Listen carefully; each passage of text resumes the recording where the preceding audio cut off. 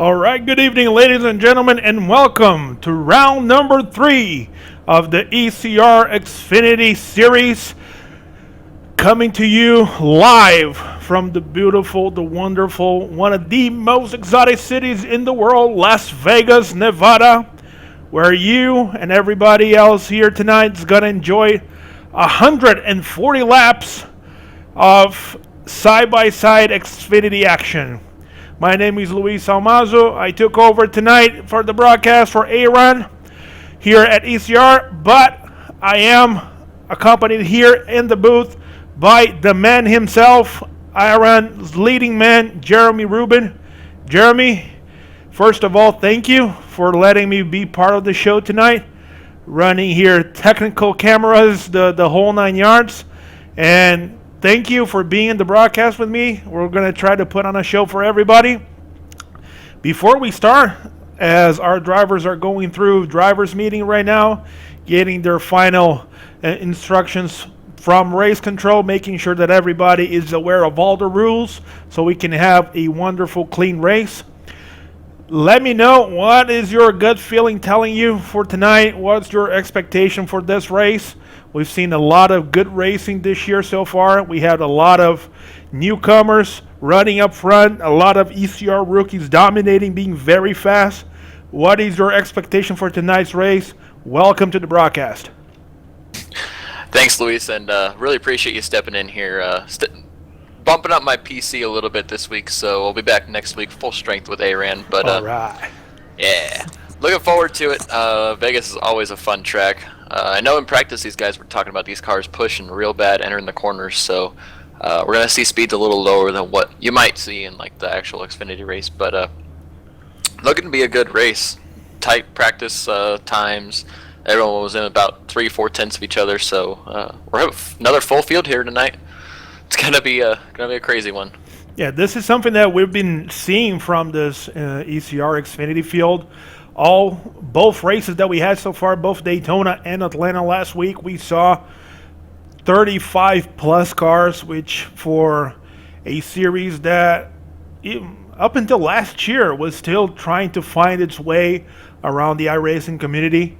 This offseason, every ECR admin did a wonderful job in recruiting, getting the word out, making sure that everybody knew about these series, and that's the result we're seeing. We're seeing full fields, not only here at the Xfinity Series on Monday nights, but at Cup with open setups on Tuesday nights, and also on trucks on Wednesday. We're seeing, and not only the same guys, we're seeing different guys each series making like their choice of what they like, what they prefer to run, and making sure that everybody, the whole thing, the whole field, is there as our drivers, if I am seeing correctly, start to go out for qualifying. Yes, sir. All right, as they start to move to qualifying, I'm going to pull our weather settings for tonight. As most of you guys that follow our broadcast on Monday nights and on Tuesdays already know, we here at ECR, for both the Xfinity Series and the Cup Series, we run real life settings, meaning whatever the real guys are driving, the real settings from Saturdays and Sundays, whatever the official NASCAR drivers are facing on the track, we translate those settings here to ECR for our events to give our drivers the closest experience possible to being out there in the car during the live event. So today, our forecast shows partially clouded skies with the air temperature around 76 degrees, with the track temperature at around 102 with 27% humidity, no fog, and a wind of 11 miles an hour. That 102 of track temperature, Jeremy, how is that going to affect our cars, the tires, the behavior of this package that Xfinity Series brought to Las Vegas this week? You know, it's weird, kind of in the Cup Series, well, in NASCAR itself, the hotter the track, usually the slicker it is. But with iRacing, it actually tightens up the track a lot, and when we get the cooler temperatures, that's when you get the slicker and a little more loose-handling race cars. So with the track temp being over 100 degrees today, we're going to see a lot of guys get real tight coming off the corners. It's going to get, if you have a guy on the outside and you're on the inside, you're going to have to back it off, and I think the outside line is going to be the way to make a pass tonight. So I think the temperature is going to play in a big effect of passing and just overall the way the race is run. Gotcha. Yeah, we go here. We're following our last week's winner, Chuck Harrow, in the number 7. Chuck runs one of the most unique paint schemes that you're going to see around the iRacing community. He made sure that he wanted both of his favorite drivers represented in his car, so he's running a mix of the old Harry Gant, Cole Bandit painting with the Dominator, the Intimidator, Dale Sr., the number 3 iconic Good Ranch paint scheme. So it's pretty easy to spot him on the track. He pulled his car back to the pits. Probably going to try another run here to see if he can qualify up front. And we're going to bring a lot of these guys down here for interviews, not only during qualifying, but during the race itself. We're going to have a couple of guys volunteer today to be our in-car, in-race reporters. So we're going to try to bring this thing up a notch a little bit and show you and have the drivers themselves tell us what they are feeling through the cars, how is the car handling the track, the conditions, the whole 9 yards, the moment that they're going through 1 and 2, so or 3 and 4, making a pass. But we're going to try to, as best as we can, without jeopardizing the race, bring them here and see if we can have a walkthrough with one of those guys. So we're going to try to talk to Chuck, our last week's winner, and see what he has to say about his race and what he's expecting for today. If he thinks he has a shot to win it again, something that we did not have this year. We only had one driver winning multiple races, and they were not in the same series. So that shows how competitive our ECR field has been this year, how tough it is for you to race up front week in and week out, and how what you have to do in order to win a race. So very competitive fields, very fast drivers, something that not every week you're going to be able to pull one off. If you can do it twice in the same season, even if it is more impressive, it's going to be if it is back to back. So yep. Of course, when we're talking about excuse me, we're talking about winning 2 in a row. It's of course the one car, John Schweigert. He won the Xfinity Daytona race. Yeah, John won our inaugural Xfinity Series race in Daytona, and he won last week our Cup Series race in Atlanta. So you can see him now on the screen. Last week he was driving a very, very unique paint scheme. This week he's going back to his traditional beast mode, number 1 blue car. Very easy to spot on the track for everybody at home. It should not be a hard task for you to see where this number 1 car is going to be on the track. So yeah, he's always got some kind of interesting paint scheme that we can talk about. Most of the time he likes to have a little fun with ARAN, and he runs that tie-dye ARAN beast car, and it's a little different. It's unique. It's unique to say the least. Yeah. But he loves the ARAN team. He makes fun with everybody. He talks to everybody. So it's one of those things that we know that he only makes fun with those that he respects and he likes. So it's always a good thing when you see, you know, you're doing something good when guys talk about it. So right now, if my timesheets are correct, we have one of the newcomers to the league. He actually joined ECR last week, Scott Hunsinger, in the number 52. He now currently sits on the pole with a 34.05. He's followed by Craig Sykes in second, Trevor McManus, who is our points leader up until this point, in third. Rob Burns sitting fourth, and Nick Olson rounding the top 5. So those are our top 5 qualifiers right now. but we still have a couple more minutes for qualifying. So we'll have to wait and see if this is going to change, if someone's going to be able to pull ahead. Yeah, right now I'm showing we got a little under 3 minutes to go. And, where John Schweikert running 15th, get our league president running 17th. Chuck Harrell was talking about him earlier, he's running 18th. At times very close. So, as we see a lot of cars getting loose on the exit of turn 2, trying to get as much as they can out of those cars, out of those tires, pushing it to the limit and even a little bit further. And see guys getting together. Yeah, 65 and 1 just got together. Yeah, that's going to happen with 40 drivers in the field today. It's not going to be easy for you to run a clean lap. And it's not going to be easy for you to find yourself in that right spot on the track where you can get a draft, get that extra speed from a group of guys in front of you, and get one of those top 5, top 10 times. And this is kind of a problem that iRacing has with the open qualifying. Yeah, you have 10 minutes to run a lap, but in real life you have the 20-minute session to run one lap, and then you have to let your car cool down. But in iRacing, you can just hit escape and go back out there, and your car's back to what it was when you started. So that's kind of why we're seeing a lot of guys on track and not a lot of room for like your own run. You always have a guy come up in front of you coming out of the pits, or somehow gets in front of you in the corners, and it slows you down way too much and you can't get a good lap in. Yeah, it's a downside of not being that realistic, but one of the good things that we are here in a virtual environment that allow us to just park the car, press the escape button, and all of a sudden we have fresh 4 new tires ready to go, an engine that is cool, a car that is in one piece, ready to hit the track. So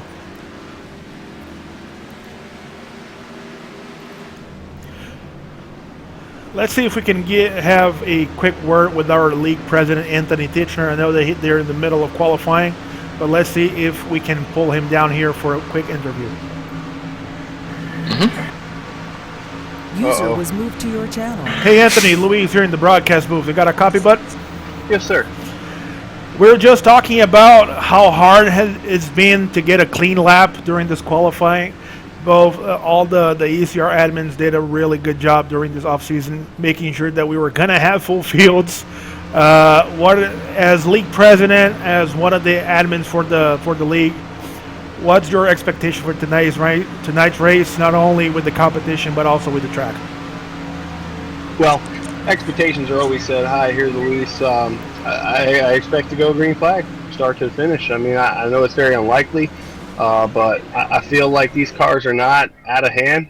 I feel we're going to have full field here tonight. I'm talking to the alternates as we speak, trying to get everybody in here to have a 40-car field.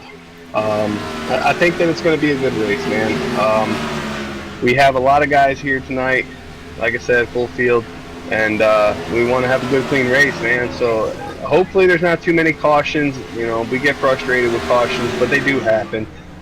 Sometimes they happen within the first 10 laps. If we can get past that 10-lap mark, I think we're going to have a lot of green flag racing here tonight. Then far, but well, qualifying apparently just wrapped up. You guys are ready to go, so I wish you good luck in the race. Hopefully we're going to go green, and you guys are going to have an awesome race. So good luck tonight, bud. Thank you, Luis. That was Anthony Titchener, our league president, wishing everybody a good race tonight. Who do we have starting first? Starting first on the pole. Dun, dun, dun, dun. Scott. Yeah, I believe it still stayed Scott Hunsinger. Yep. All right. 52 Sharpie pen T-Mobile car. Nice car. I'd like to apologize to everybody. This is the moment where iRacing and our tools, they don't work that well because they don't translate the results for qualifying to us here in the booth. But if Jeremy can pull on his side the results for qualifying, we'll try our best here. Just give us the top 10 and we'll go from there, Jeremy. Yes, sir. Starting on your pole tonight, with a 30.405. Scott Hunsinger, one of our rookies. Craig Sykes, another one of our rookies. He's starting on the outside of him. In the second spot, Trevor McManus, another rookie, in third. And finally, we have one of our veterans back in fourth, Rob Burns. On the inside of row 3, we have Nick Olson. Outside of row 3, Chris Steele in the 6th spot. In 7th, Nathan Miller. Starting on 8th, outside of him, Justin Bland. On the inside of row 4, Josh Susi. I still can't get his right. Another one of our rookies. Yes. Susi, okay. And starting 10th on the outside of row 5, AJ Scarborough. All right. Before they go green, let's see if we can bring Trevor McManus, our points leader, here for just a quick word. User was moved to Hey, your Trevor, channel. Louise here in the broadcast booth. Got a copy, buddy? Yes, sir. Really quickly, you are our points leader coming into this race. You're starting way up front in the 3rd place. What do you expect for this race before you guys go green? Just give us a little bit of your expectations. Well, I did a lot of fixed racing in the official series. It was, you could turn 1 and 2 real good, but 3 and 4 were tight. I came into this room today. Seems like 1 and 2 is tight, 3 and 4 is loose. I don't know if that has something to do with the win. Just want to thank everybody for giving me this opportunity. Y'all are great up here at ECR. Enjoy the broadcast. Going to try to put on a good show starting P3. And just try to stay up here until the end. Bring home some good points, man. Keep that points lead. All right, but hopefully we're going to talk to you at the end of the race, interview one of our top 3. And good luck to you. Hopefully bring that number 21 home for a quick interview later. Have fun. Good luck. Have an awesome race. Yeah, thank you, broadcast guys. Y'all do a great job. Have a good one. Yes, sir. User was All moved right, to your channel. so quick interviews. This is how we do it. We are ready to roll. Everybody single, side by side, not single file yet, but side by side. As they come out of turns 3 and 4. The number 52 of Scott Hunsinger, he brings the ECR field to the front stretch, waiting for the pace car to exit. And here we go, Xfinity race in Las Vegas. We go green!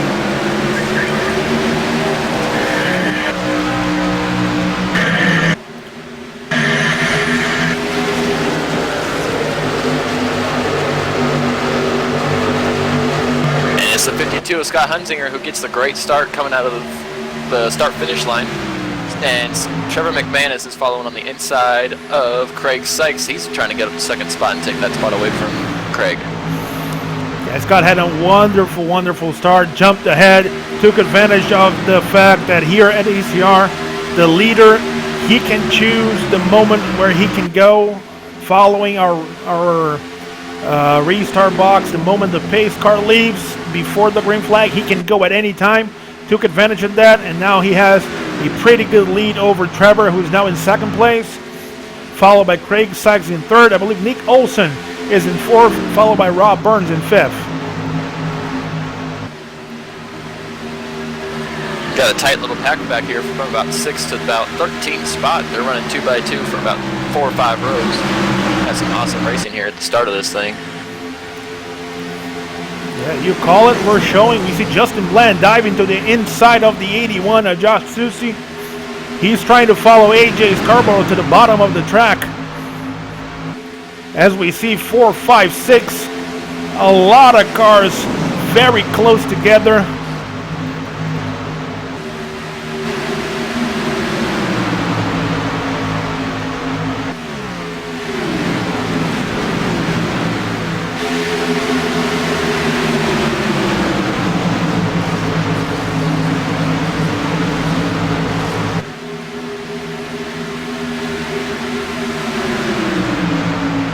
Look how far the 52 is pulled away from this field.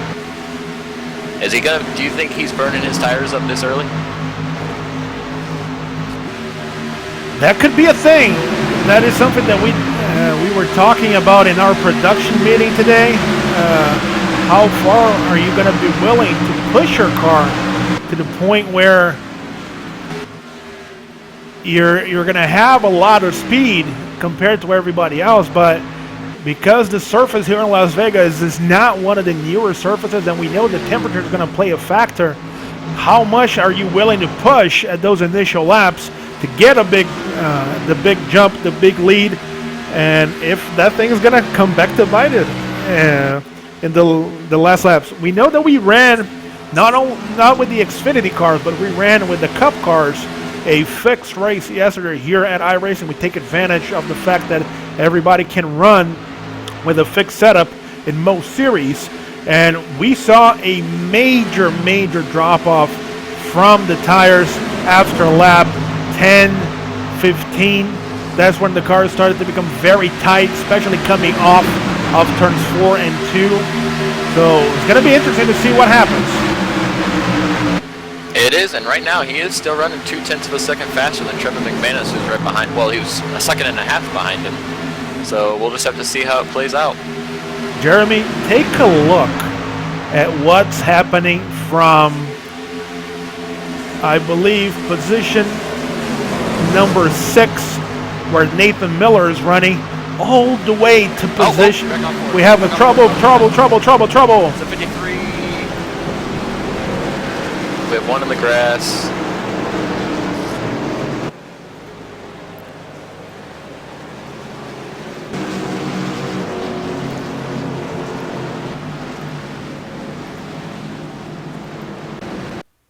Let's go back here. We're going to try our replay to bring you guys what happened. It's showing all the way up to the front. Let's go back some more here just to make sure that we can show everything that happened. Wait for you to catch up before I spill the beans on what happened. All right, you said the 53 was involved? Is yes, that it? 53, right up at the front. 53 and the 02. All right, let's go try to find them first. Just 1 second here, folks. Here we are. All right, we had the 21 of Trevor, followed by the 53 of Nick, the 02 of Craig Sykes, and the 12 of Rob Burns. Going into 3 and 4, the 53 running the middle. Craig comes high a little bit and touches the 53. He goes around, tries to keep the car going straight, collect a couple of other guys. I think the 53 is going to end up the worst out of that deal, but I think the EOL is going to go on Craig Sykes. He pushed up out of the corner. Nick didn't really move at all, so it's just the 02 pushed up a little bit. He got tight, like we were talking about. He got tight coming out of 4 and pushed up a little bit in the 53. Yeah, we're showing from the blimp, as we could see that Nick was holding his line. As we were saying, Jeremy, we said it a couple of seconds before. Once those tires begin to wear out, they're gonna start to push coming out of turns 2 and 4, and I believe that's what happened. As we go back live, I believe a lot of our cars, a lot of our leaders pitted while we were going through the replay. Yes, let's see. Looks like Trevor McManus won the race off of pit road. He's able to get up. Yeah, he's showing here on my records as our new leader. Yes, sir. Let's see when they cross the start-finish line, just to make sure that our ticker updates itself correctly. Yes, Trevor McManus, the number 21, our new leader, followed by the 52 was Scott Hunsinger. Rob Burns in the number 12 running 3rd. Nathan Miller running 4th, and Craig Sykes running 5th. All right, we had a word with Anthony Tishner, our president, hoping the race was going to go green. It lasted for 10 laps. So we expected this, as we see the number 02 of Craig Sykes falling to the bottom. He's running the apron. Apparently he got the EOL penalty for causing that accident. So he's going to drive all the way to the back of the longest line and have to make his way all the way around the field trying to... He's going to have 130 laps to get back to the front. We know he has a fast car. He has the pace. So hopefully he's going to be able to get a good result by the end of the race. Yeah, he might, but I think the 53, he got a little bit more damage than... he definitely got a little more damage than Craig did, but Nicholson, he's in the pits right now, I believe. Yeah, he's back on the track. We're showing his car right now. He has a little bit of damage on that left side of the quarter panel, as well as the back of the car. It doesn't look that bad as long as his tires are still facing the right direction. He doesn't have any wheel, any camber issues, and his engine is running fine. He should be fine. Not that big of a deal. Yeah. We hope. Yeah. Sucks. You hate seeing it that early in the race, but yeah, accidents happen, and hopefully you can keep it going. But I believe lights on the pace car. Yep, lights on the pace car. We're going green this time. Yes, sir. Again. They're already side by side forming. We go again just to give you our top 5. Trevor McManus in the 21, choosing the outside lane for the first time. So he chose the outside, trying to get that run out of 2. Scott Hunsinger in the 52 on the bottom. Rob Burns in 3rd, Nathan Miller in 4th, and John Schweiker now showing up in 5th. That light blue car, the number 1. Yeah, John took 2 tires on that last pit stop. Looks like John took 2 tires. Caleb Sheets and Ken Worley both took 2 tires. John Schweiker got the better end of the deal. He's in 5th. We're coming to the green. All right, as the pace car goes around 3 and 4, is ready to make his way out of the track into the pits. Trevor McManus is going to lead the field. Our first restart of the day. Here they come. Green flag is out. The 21 is away. Oh, we have a major checkup on the outside line.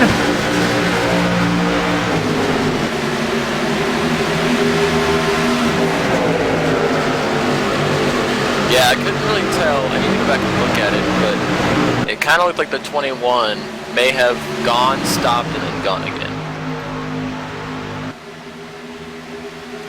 Yeah, that's Pace one car of. pulls off. Go ahead, Jeremy. No, it's good. Yeah, it's one of those things that we talked about at the during the start of the race.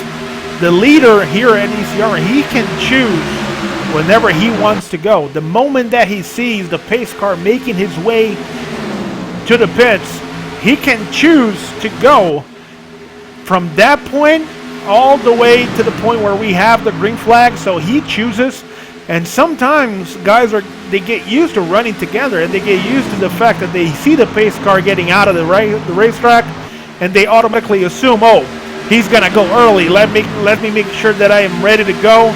And when that guy doesn't go, he waits a little bit.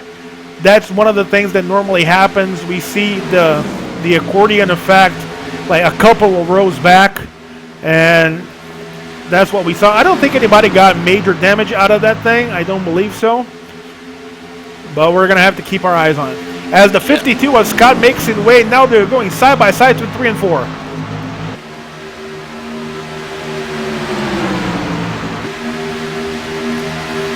That's the only time I've seen him got any kind of damage out of that was actually Chuck Harrell. Got a little bit of left rear damage, but looks like he's going to be fine. But Scott does get around the 21 and Trevor McManus and the Scott Hunsinger back in 21. Yeah, and he's bringing with him Nathan Miller in the 40 and John Schweiker in the number 1. Trevor's getting tight on the outside of the track with a freight train coming on the bottom. Let's see if he can clear the number 40 again, getting out of turn 2. He does. One thing we haven't really talked about is with a car, you have that lower apron here at this track that some guys like to go down on. But if you hit that apron wrong and you come off of it too quick, that's going to send you around. It's going to send you into the grass, and it's going to send you into turn 1 down on the apron, and you're not going to be able to control it. So I think we're going to see guys maybe dip down there every once in a while on new tires, but once they get to old tires, I'm thinking we're going to be seeing them staying away from that apron. Yeah, the apron here is not, it's very similar to the apron that we have at Chicagoland, where a couple of tracks we have the apron, just like Michigan and Auto Club, where you can go to the apron and you're not going to have a lot of problems because they're straight and they're flat, and you're coming at almost 200 miles an hour on a straight line. Here, the apron, you're actually going through a turn. You're actually turning the wheels when you're going through the apron. So after a couple of laps, especially where the grip is no longer in the tires, you start to see a lot of cars that choose to run that apron getting very, very loose. So, like you said, I don't think that's going to be the right strategy if you're planning on going to the apron to pass someone. Probably not your best bet. Yeah, I'm not thinking so. And John Schweiger took 2 tires, and he's making passes on guys. He's trying to get this second spot away from Trevor McManus, and he's going to try and chase down Scott Hunksinger, and he wants to lead this race.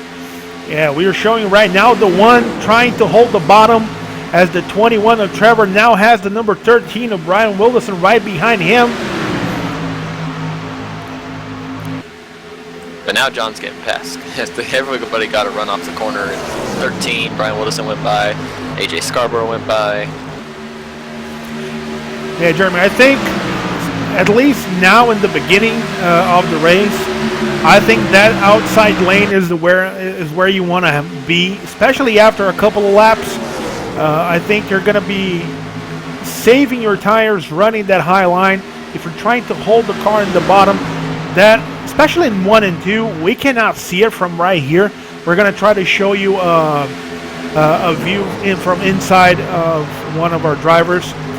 Especially in 1 and 2, that bottom lane is very bumpy. There's a lot of bumps. So if you try to go through that area, as we have a 2 wide, the 87 of Anthony Chichester powering to the bottom.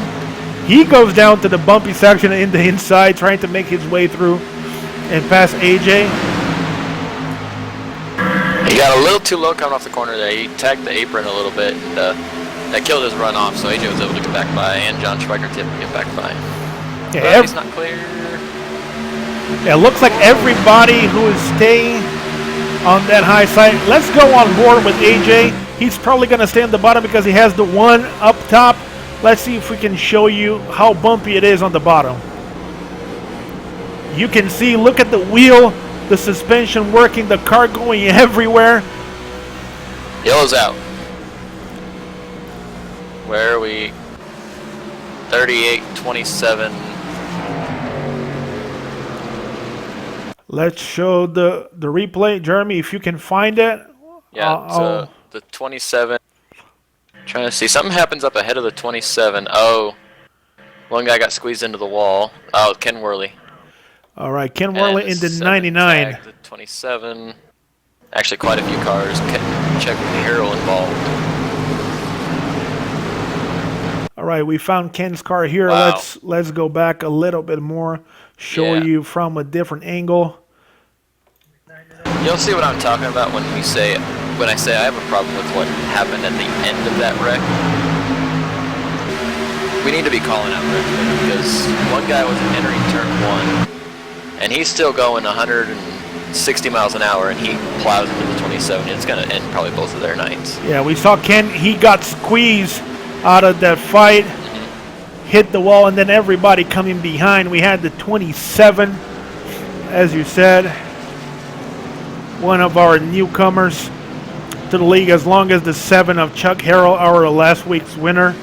So we are going to have apparently a new winner, the 27 of David Kellogg. I'm sorry, Kellogg. Kellogg.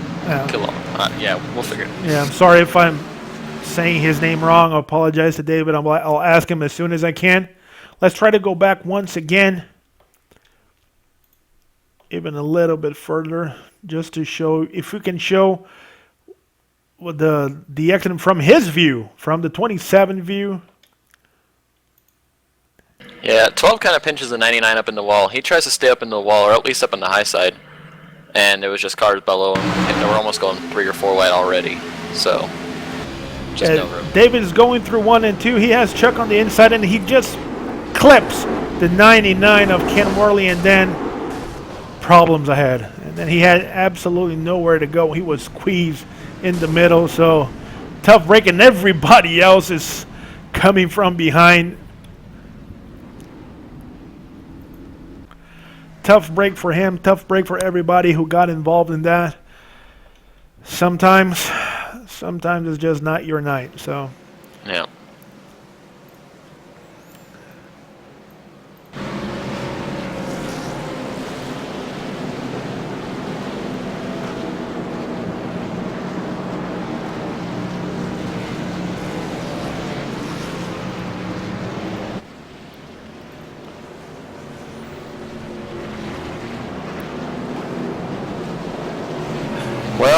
That's the second caution we've had tonight.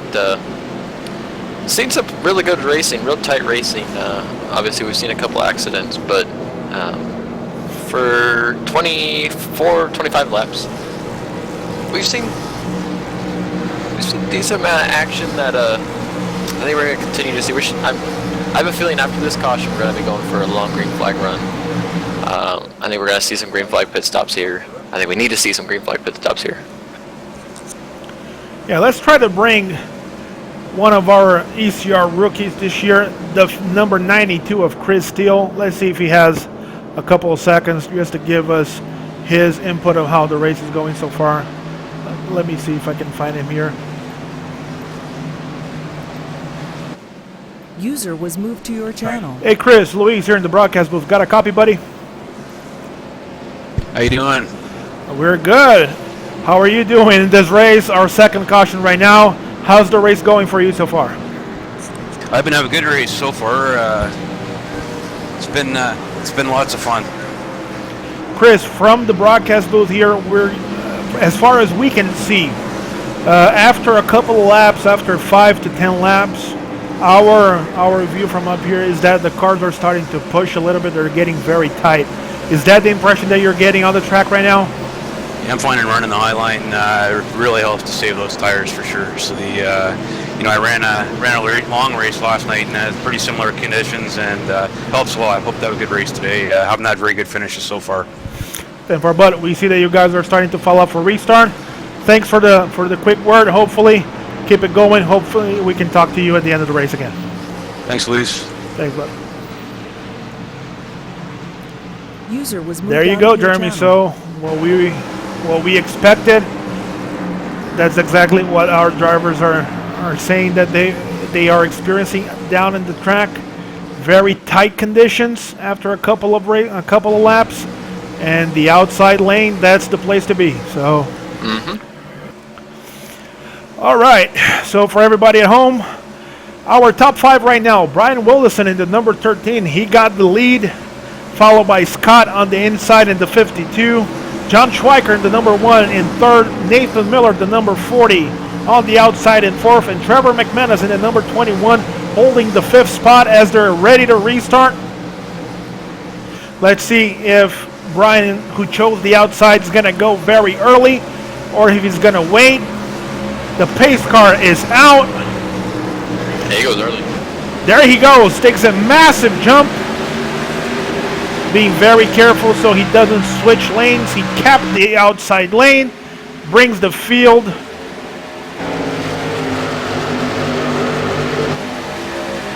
As our drivers make their way through the back turn.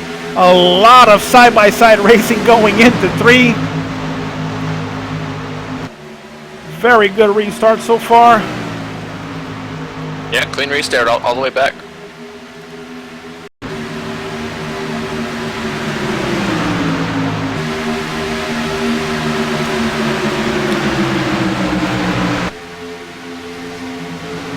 As we go back in the field, we see the number 9 of Jack Griffey fighting the number 14 of Nicole Johnson for the 19th and the 20 position. Nicole's one of our league admins, been doing an awesome job. Very consistent driver, and she's one of those drivers, Jeremy, that if this thing goes green for a long time, she's probably going to be moving that 14. She used to be. She's now the. Where did she come from? She's always up there at the end of the race, and it's always interesting when she gets up there and she's up toward the front. Oh yeah, she never really makes a lot of noise early. She's like what Kevin makes passes, she gets aggressive, and she goes for that win. Speaking about where he come from, running right in front of her is the 42 of Chris Turcoy, last year's Mr. Where did he come from? Never. You don't hear Chris, you don't see him in the race, and all of a sudden with 10 to go, he's in the top 10. So he's one of those guys that I don't know how he does it, but he always finds a way to bring his car towards the front.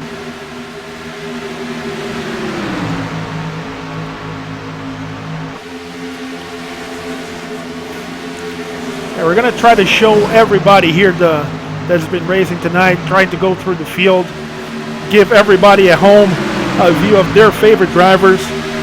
Right now, we're showing a battle that involves the 33 of Josh Sheets, the 22 of Tony DeGenero, the 50 of Matthew George, the 15 of Brett Bohr, the 56 of George Munger, the 11 of Chris Steele, who spoke with us, keeping his 11th position, the 12 of Rob Burns, and the number 26 of Caleb Sheets. Everybody running very close to each other.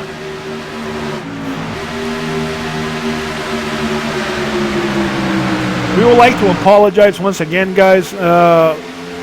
Sometimes iRacing and a lot of the tools, they make our life a little bit difficult. Today, one of the tools that is not working 100% is Trading Paints, our tool that makes us see a lot of the personalized paint schemes.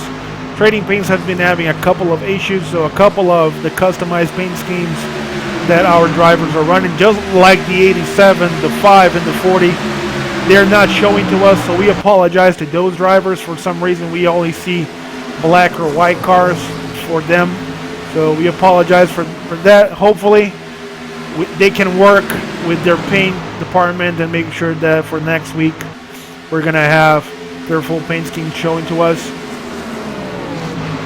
Can I just point out the two that are out front yet again this week? The two brothers, pretty much, they're always racing together. They're always together. They're always in the front. John Schweigert, Brian Wilderson. Can always count. I'm a betting man. I always bet that at some point, those two will be running 1 and 2 in every race. Well, they are very fast, very consistent, have been racing together for a long time, know each other very well. And for us, watching at home is always fun.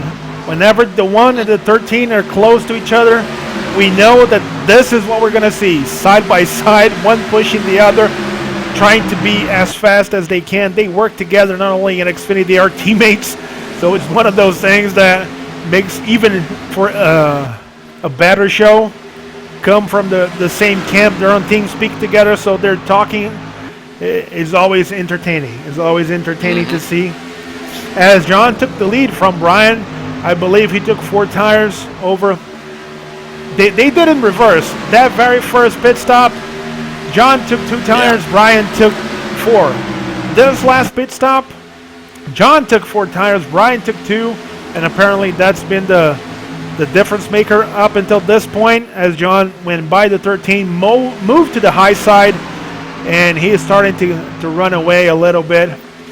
As we see Trevor in the 21, now right behind Brian in the 13. He also took 4 tires. He was running top 5. He is running top 5 the entire race up until this point, showing why he is, up until this moment, our points leader. Yeah, yet again, he's running consistent, and he's running fast. And I think, Brian's tires are falling off a little bit. John ran a 29. Brian ran a 39 that last lap. So I think we're going to start seeing those tires fall off more and more, and John's just going to pull away with this one. And right behind them, we see a hornet's nest forming between the 52 of Scott, the 40 of Nathan, and the 65 of Justin Bland. Don't forget about the 87, Anthony Hitch. Yeah, that's what I was going to say. Right there. The 87's just lurking around, making sure that he is close enough to be a factor whenever he chooses to pull that trigger, but not going fast to the point where he's burning his tires. Anthony, one of the smartest drivers that we have in the league, so he always knows how to take maximum care of his equipment, and he's always there at the end if nothing happens. If nothing happens. He's still running the low line versus everyone else on the track, or at least everyone that's in the top 6, 7. They're all running the high line. He's trying that low line out still. Does the high line save your tires, or does it burn your tires off a little bit? The high line saves your tires because, for everybody at home that wants to visualize this, whenever you're going through the high lane, the arc from the turn is not that the angle you're running a bigger angle, so you don't have to turn your wheel that much in order to go through the turn. Once you are in the bottom, the angle where you have to turn your wheel to make the turn is a lot sharper angle.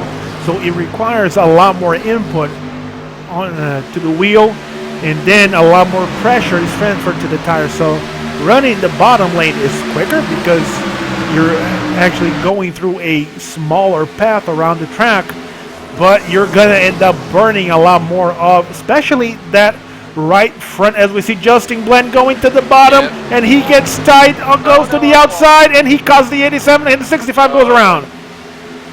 Wrecking on the back. Let's see if we're gonna have a caution. That was 2 cars though. Justin's Well, front end is killed, his rear end is killed. Yeah, let's pull here a replay really quickly, even though we are still running green flag. I'll let you know if anything happens. Yeah, Justin got tight on the bottom. He hit the wall on the outside. Anthony coming behind had nowhere to go. Yeah. Justin tried to save the car as much as he could, but that internal wall coming out of the backstretch was just too close. Nothing he could do. Hit the wall very, very hard, and now making his way to the pits with a lot of damage. That 65 and Anthony's machine. Got some right front damage from that contact, and he's fallen back to 7th from it. I believe he was running 5th or 6th. Yeah, we're showing Anthony here now, a massive pack of cars right behind him. Let's see if we can show that the left front of his car. Let's see if we can have a camera that can show that particular angle. I'm sorry, the right front.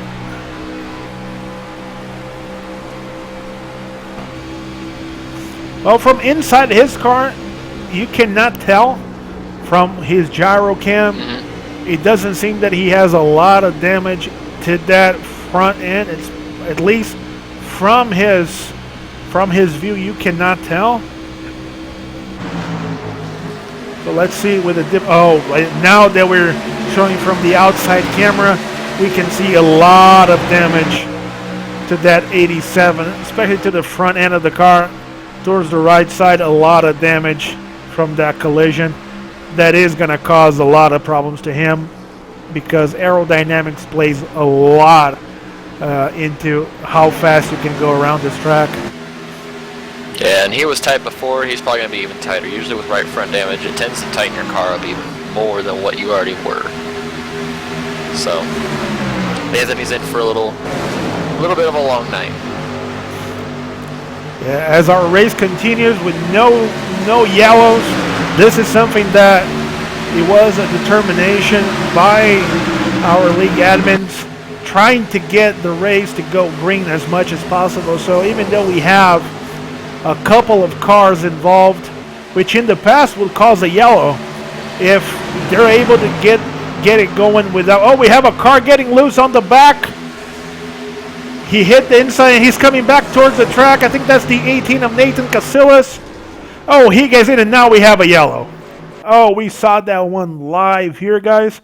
I'm already finding the replay here. Gonna show you what happened. That's why I never fast forwarded. From Nathan's in the bottom, he's fighting the 78 of Ron Miller. He goes to the bottom, gets loose, hits the inside wall. Unfortunately, he comes back towards the track, and Chuck Harrell, the 31 of Douglas, as they both get a piece out of that 18. Wow. Well, it's safe to say that if there's a caution, Chuck's going to find that car. He does not have the luck on his side today. He had everything going towards him last week at Atlanta. You know, that almost looks like he might have had a problem with his wheel because it didn't really get loose. It just kept turning smoothly. Yeah, as we're now everybody making their way towards the pits, I'm going to put our controls here on the exit of the pit road so we can see who's going to come out of this sequence of pit stop. First, everybody pitting. We see the 52, the 82, the 21, the 12, the 53, everybody arriving. Let's see who's going to make their way out of the pits first. Everybody apparently taking 4 tires. We see the 1 of John Schweiker. He's going to pull ahead first. The 13 of Brian, 21, 40, 56. There you go. John Schweiker, still our leader. Brian Wilderson in second. Trevor McManus third. Nathan Millen in fourth. Scott Hunsinger in fifth. George Munger, the 56, in sixth. And behind George, Chris Steele in the 92. He came out 7th. Rob Burns 8th. AJ Scarborough 9th. Matthew George 10th. And you have to look. I believe Brad Bohr is 11th. Jack Griff 12. Nicole Johnson 13, and Merrick Watchhorn running 14. And you got to look all the way back at 33rd before you find Anthony Thitchner, 34th for Chuck, 35th for Doug. Yeah, a lot of the guys that were in that last one that are they're either sitting on pit road, trying to get these things repaired and come back out there, or they're done for the night. Yeah, Anthony is making his way out of the pits right now, so... Yep, repairing that right front damage from the incident with Justin Bland earlier. Speaking of Justin Bland, let's see if we can give a quick word with him. Let's see if we can bring him down to the booth. User was moved to your channel. Hey, Justin, Louise here in the broadcast booth. Got a copy, bub? Hello? Hey, Justin, Louise in the broadcast booth. Do you hear us? Yeah, I got you, bud. All right, well, we were watching you live, and I don't want to say that we jinxed you or anything, but we were just talking about guys running the bottom line, getting tight, and if that happened, it could generate problems. Is that what happened to you? Just walk us through what happened during that accident that didn't bring out a caution between you and the 87. Well, first off, just the cars are really, really tight everywhere here. So, I felt I had a little faster car than Nathan there, and I was trying to get around him. You just couldn't get the inside to work. So, going in the one, I thought I could try to dive bomb him, and it worked. I cleared him, but he gave me just a little bit of contact as I slid up the racetrack, which just got me up into the wall. I mean, there's nothing he could have done different there, so I'm not going to blame him on that one, but just that slight bit of contact got the car a little upset and turned it to the wall, and then Anthony had nowhere to go and turned me that way too. So it's unfortunate. Put a lot of time into the car this week trying to get it fast, try to get a good result, but I mean, nothing you really could do there, just trying to make something work with a car that's just not handling the way it needs to, and man, it stinks. Out early, but it is what it is. We'll be back next week. Yeah, we asked a couple of guys here if they're getting tight and if that high lane was helping them run around without burning the tires. Is that what you were feeling when you're behind the 65 there towards during the green flag run? Yeah, definitely. The outside, for one's better on tires. You're automatically saving tires being up there. You're not pushing the car as hard, and with the inside, the cars are literally so tight, you have to have the entire racetrack to get the run off the corner. And if there's a car on your outside, you have to let off, and then the outside's momentum just carries them right back past you. So whoever wins this race is pretty much who can dominate the outside, and I just don't see the inside working unless you see slide jobs like I attempted to do, and then you see what happens when you attempt a slide job. So, yeah, the outside's definitely dominating right now. It'll be interesting to see if the inside can get rubbered in, and then maybe cars can start working that in. But besides that, yeah, the outside's pretty much the dominant line right now. 10-4, but well, thank you. Hopefully you can fix the car up, get back to the track, save a couple of points. Yes, sir. Yeah, thank you guys for what you do. Going to be interesting getting to go back and watch it on broadcast. So. Yes, sir. Think as we start to go green once again, John Schweiker is going to bring the field together with Brian Wilson, and he's gone, taking a good jump again on that outside line, proving the theory. If you want to win, you better be on that outside lane. Even on restarts, it's where you want to run is the outside, so where you want to start is the outside is pretty much how you want to think about it. So here we go through 1 and 2, the entire field restarting clean as our leaders make their way through 3 and 4. John Schweiker bringing the field together with Brian Willison in second. Trevor McManus already jumping to the third position as we see Brian now pushing the 1 of Schweiker. They both got 4 tires, so now they're an even pairing together with the 21. Scott Hunsinger now 4th. Nathan Miller dropping to 5th. I think now we have a race, Jeremy, because both guys, both the 1 and the 13 and the 21, all three with 4 fresh tires. Let's see who can go faster without burning those tires too much. Yeah. 21's already running on that. 21 is already running on that outside line. So, well, now John and Brian have joined him up there. So maybe cutting off that line a little bit, and they're trying to save some tires for the end of this run. Hopefully, it's a long one. Yeah, we're going here with our blimp cam that you can show pretty much the entire track, all of our drivers, the lines that they're running, going to the bottom in the straight, moving all the way to the high line towards 1 and 2, trying to save their tires but still keeping that speed, cutting to the middle, moving back to the outside, pretty much trying to find the fastest way around this 1.5-mile track.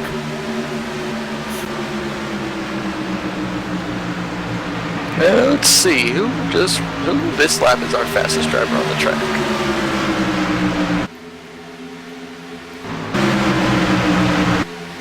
Fastest driver, Scott Hunsinger, who is running 4th. Yeah, I believe he ran a 30.513. No, that was his fastest lap of the race. Oh. Well, actually, yeah, he is the fastest. He is the fastest lap of the race too. The last lap, he was the fastest. 30, yeah, 830. Yes. As we go back, trying to show everybody once again, we have a pretty good battle between the 24 of Joshua Wallace, the 07 of John Cotto, the 22 with Tony DeGennaro.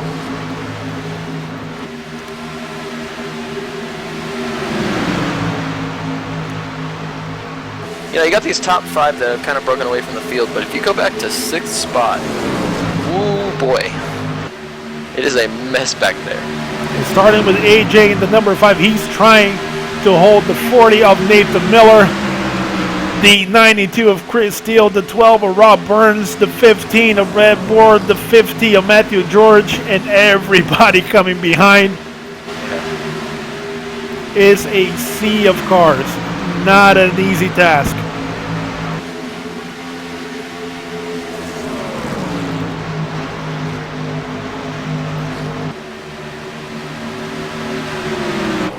As we showed the camera from the gearbox of AJ's car, you can see how low these cars run, how close everybody is behind. You can see that sea of cars from behind the number 5 sitting in 6th place.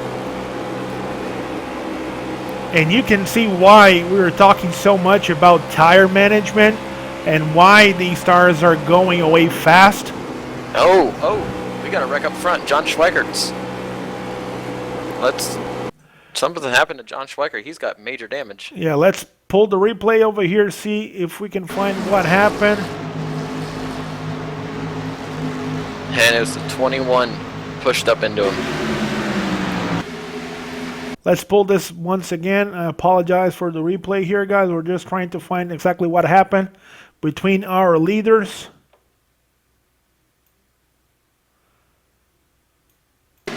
Here we go. We have the 1 of John Schweiker on the outside, the 21 of Trevor McManus on the inside as they go through 1 and 2. Trevor dives to the bottom. Let's see if the same thing happens if he gets tight. Exactly. He gets tight, runs up the track, and collects the 1. John had nowhere to go. Wow. You have a wreck on the track also. Caution is out. This one was between the 3 and the 78. It looks like the 3 tried to dive bomb and he just slid all the way up into the 78 and spun the 78 around. All right, here we go again. Our replay machine working a lot. Let's go back a little bit more again just to make sure that we can show everybody at home exactly what happened.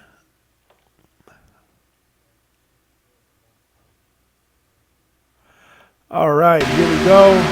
The 3 and the 78 of the 3 of Merrick Watchhorn running side by side with the 78 of Ron Miller. Same thing. The 3 on the bottom gets tight, runs up the track, collects the 78. The 78 goes around. same thing. Well, Jeremy, we had 4 incidents during this race, and they've been the same all along. Running the bottom, you're gonna get tight as everybody makes their way towards the pit lane. Get tight, you cannot hold the car, you drift up, and if anybody's on your outside, you're gonna collect them. Yeah, like we were talking about, just that inside line is not the way to go. It's way too tight down there.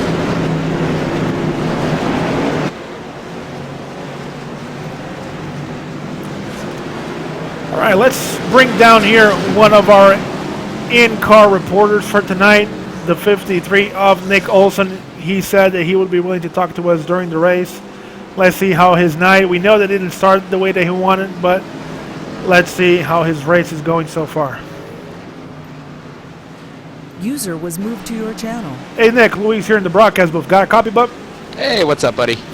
Well, you as our designator in-race reporter, one of the many that we have tonight. We saw that incident with you right at the beginning of the race. A lot of guys are complaining that their cars are getting tight.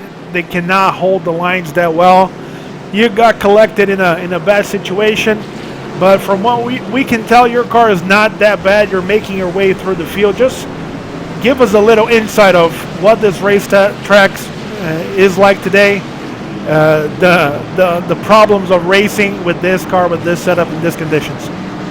Race cars are real fun. I think there's a lot of people who are still driving in over their heads. You know, we're still almost halfway, and you know, people are driving over their heads. That's where these wrecks are coming from. I mean, when I got wrecked, looks like the O2 drifted up and hit me there. You know, maybe was in the gas a little too much. It shows these race cars are real tight. You know, you can't get back in the gas like you could in Atlanta for sure. Totally different animal. It's going to be fun to see how it plays out, though. Got my teammates up there in the top 10, and my pit crew's doing a good job here, getting me closer and closer. Hopefully I can get back where I was, but I don't know how hurt the car is. I haven't really been able to look, but... Yeah, from what we can tell, you don't have a lot of damage to the front end of the car, just a minor scratch on the sides. The aero's going to suffer a little bit. Just a strategy question. Being this tight after a couple of laps and knowing that tires are going to be a premium, and from what we can tell, you need to be in the top lane for you to have a competitive time around the track. How do you pass someone when we have those conditions, and every time we're seeing a car trying to run the bottom, they get tight, run up the track, and an accident happens? How do you do it? How, as a race car driver, you assess that situation? Now, in these, what you're saying has caused, you know, these little gaggles of cars, as you've been able to see today, and you really got to see where the slower car in that gaggle is, and you want to follow the other lane, and typically you can pass a couple of cars. But it's really a process. I mean, I restarted 36th back after my wreck, and I mean, I got up to 15th just now. It is definitely a process. I thought I'd be able to get up here a lot quicker, but you know, it's fun. It's really fun until you get wrecked. Well, you know, and we've seen that tonight too. Yeah, hopefully that doesn't happen to you again. I think you had your share, and your guys are getting ready to restart. You're starting in the bottom, in the middle of the pack, so good luck to you. Keep it clean. Hopefully we'll talk to you by the end of the race. I'd hope so. All right, thank you. Guys. User was moved out of your channel. There you go, Jeremy. Find the weakest link and follow the rest of the guys around him. Yep. All Sometimes right. running this high line is not the easiest, but we're going green. Brian Willison on the outside again. He brings the field. The pace car is out, and he's off to the race. The race is green. Brian on the outside with another great restart.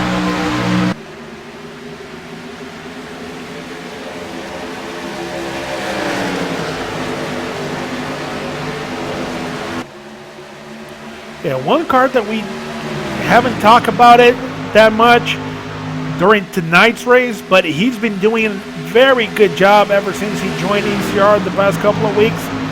is the driver sitting in 4th position right now, the 56 of George Munger. He started way in the back, and he's making his way. He's now in the top 5, running a very, very consistent race, gaining positions after every green flag run, after pit stops. He's now challenging for a win, that 56 U-Haul car. Yes, sir. He sure is. He's trying to get up there. Can't. Whoops. Wrong button.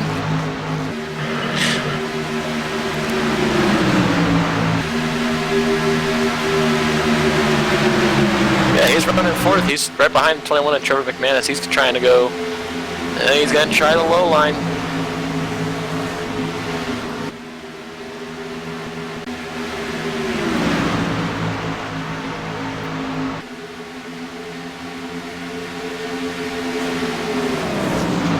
We have a black flag handed out to the 68 car of Rob Haynes. Don't know if that's for lagging back. I'll go back and take a look at it real quick, see if I can see something. Yeah, Rob's running in the middle of the pack, so we'll have to wait and see if you can find out with race control what happened. We're showing Rob on our screen right now. He's running the bottom lane. And apparently he's already making his way towards the apron in 3 and 4, making his way towards the pits. We'll have to wait and see. Hopefully our production crew can find that out, and we'll bring the information to everybody. Yeah, I'll have to go. I'll be right back. I'm gonna go check with race control real quick.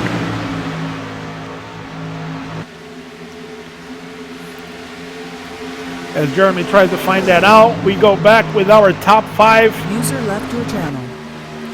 Of Brian Wilderson in the number 13. Now he has the 52 of Scott Hunsinger right behind him, trying to push as we are going on 72 laps to go.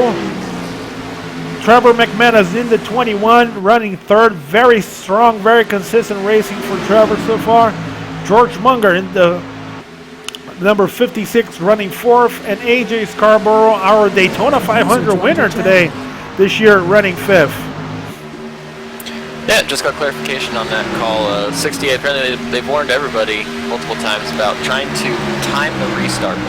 And he timed the restart so bad that he gassed it before the leader even went, and he was like 7 rows back, which caused a major checkup, which caused a couple guys to get damaged because he hit the gas. And the guy in front of him obviously didn't go because the leaders didn't go. So that caused a major checkup, and he was given a pass-through penalty for it.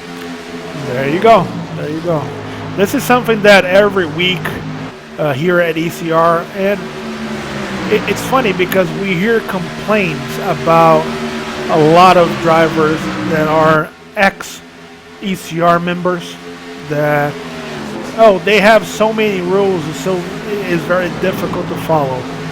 Once you understand that every rule is designed to make the race move along, to every driver can be as safe as possible, to be as close as possible to the real thing. And if you don't follow the rules, admins are watching. We have a crash coming out of 3 and 4 with the number 6 of Stephen Massey.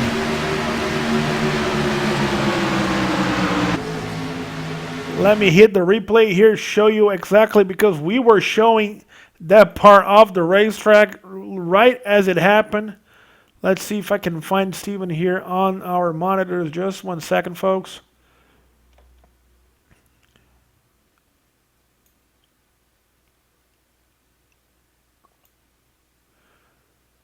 Where is he? Where is he? Where is he? It kind of looked like a Here little we go. bit. Here we go. Looked like a little bit of a. It wasn't quite a netcode. It was, it was a netcode because all of a sudden, it's hard to say. Yeah, we saw the 07 of John Cuttle again in the bottom lane, going through the turn, coming out, and apparently he got tight again. And man, whoever is on the outside, if you see someone going to the bottom lane, get away from them. Like, get out as fast as you can, because if you see someone apparently running the bottom lane after 5 laps, you don't want to be near that guy. because nothing good's about to happen. So.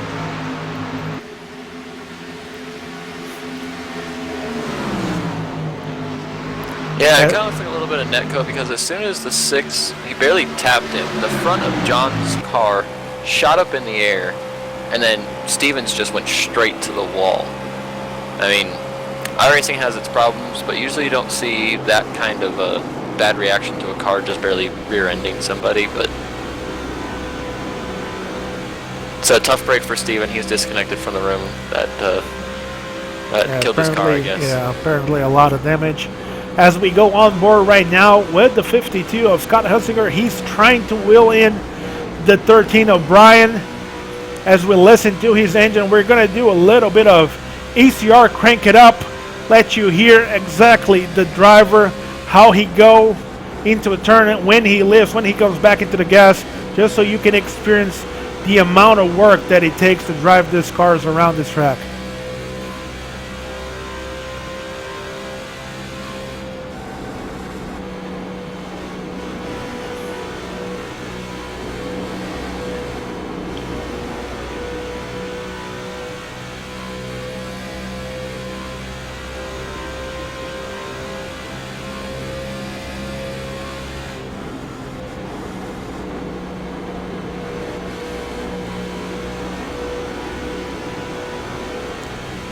There you go, folks. A full lap on board of the 52 of Scott Hunsinger.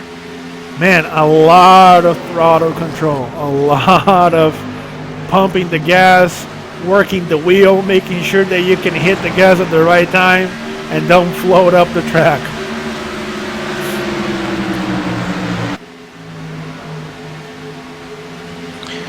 Yeah, these cars are not the most fun to control. Me personally, I like a loose race car, so I'd have problems in this race. It's just not my cup of tea to drive a tight race car. Something that's loosey-goosey and I can slide it around. That's what's fun.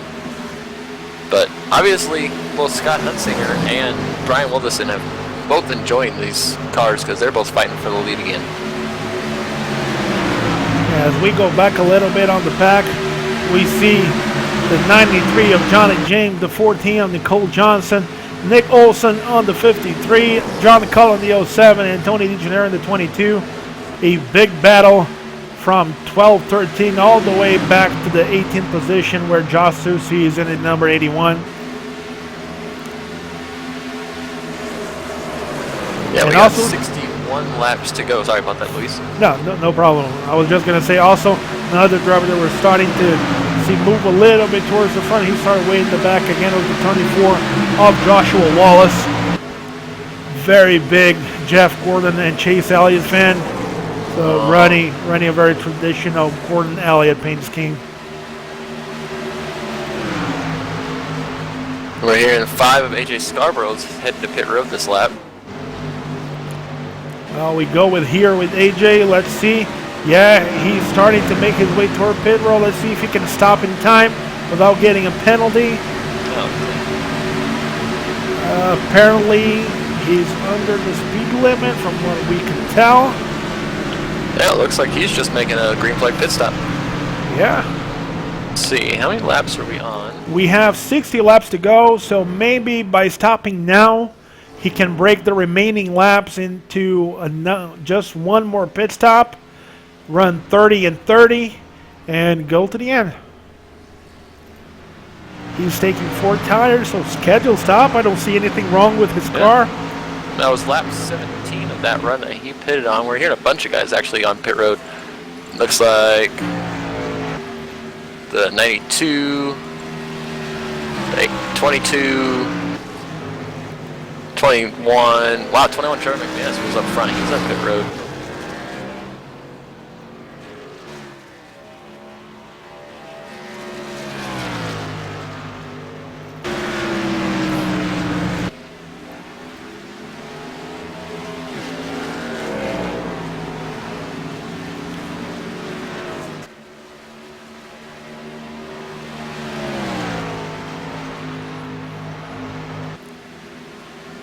Looks like everyone's on their way out of pit road. 15 just coming into his pit stall.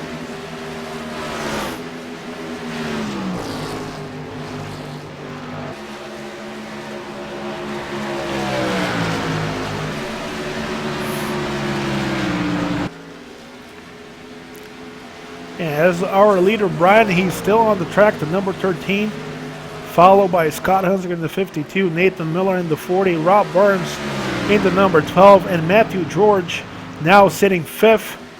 A lot of different names in this top 5 with this cycle of green flag pit stop starting. So we are starting to see a lot of different strategies. And just for time reference, AJ Scarborough, he's... Oh, Chuck Harrell just said he's blowing up. Yep, Chuck Harrell off the pace. He said he's lost his motor. Yeah, we can see the number 7. Here it is.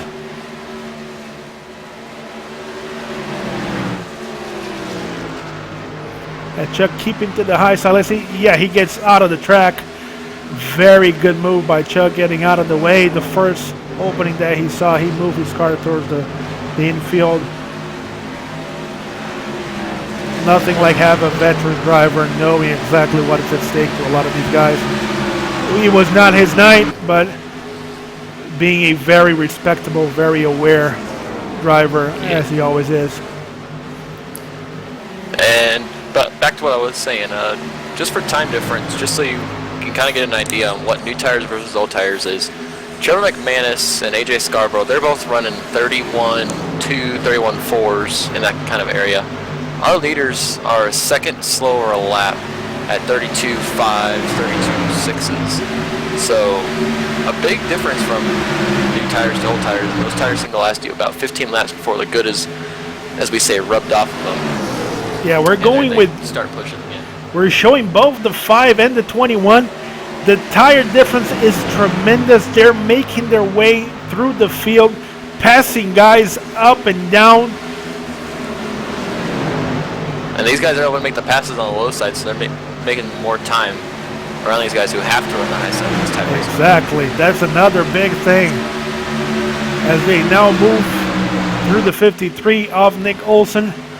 But they're still a lap down because they pitted under green. They ended up losing a lap, so they have a lot of time to catch up. And they just passed the 53 of Nick Olson, who's running 8th, so they still have 7 more cars to get back on, to put themselves back on the lead lap. Back on the lead lap, exactly. Or if a caution comes out, AJ Scarborough is currently sitting in the lucky dog spot. Yeah, from the guys that were running up front, AJ pitted, Trevor in the 21 pitted, George Munger in the 56, he pitted as well. He's also making his way through the field. Brad Bora in the 15, he was running top 10, he also pitted, coming through with fresh tires.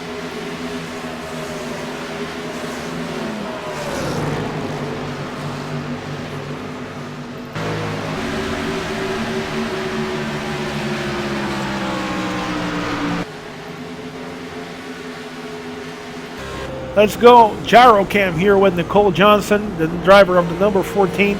She's running 6th right now. She is right in the middle of the action with the guys with fresh tires going around the field. Let's see if we can go around the track with Nicole just to see how difficult it is. As we see the 56 of George Munger going through on the bottom, how difficult it is with this amount of laps on the tires, just to see how much work does it take to drive around this track. It definitely takes a lot of work. When you're into the corner, you got to get, you don't want to enter high, you want to enter right in the middle so you can keep that middle line on exit, and maybe even dive in the corner a little bit. When you're in the center of the corner, start making your way down lower so you can get a straighter shot off and get more speed down the backstretch for a higher entry speed into turn 3. Well, as you were describing, we're going inside her car. That's exactly what she's doing. Trying to stay away from the wall, yes, but at the same time stay away from that inside yellow white line on the bottom. Very consistent line, very conservative on the throttle, not overdriving. Awesome job by Nicole. Running 6th right now, almost cracking that top 4, the top 5. Like we said, you're gonna see Nicole Johnson up there. It happens. And 21 of Trevor McManus, who is now in the lucky dog spot. he's going to be passing our leader here momentarily, and he's going to get himself back on the lead lap. About a second back of our leader, and he's going to be there because our leader's running 32.9, and Trevor ran a 31.4, so he's going to be there entering turn 1 probably. And that's going to get them in a great spot if a caution comes out.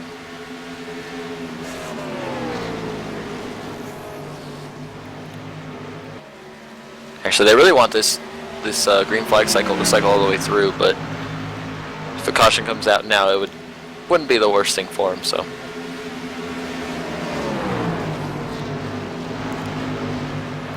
as we can see right now, Trevor going around the 13 of Brian, and AJ's coming with him. So, right now, Trevor back on the lead lap. AJ also going around as the 56 of Torchmonger. He also is coming around to get that lap back. So if we have a caution right now, they're going to be back in the lead lap.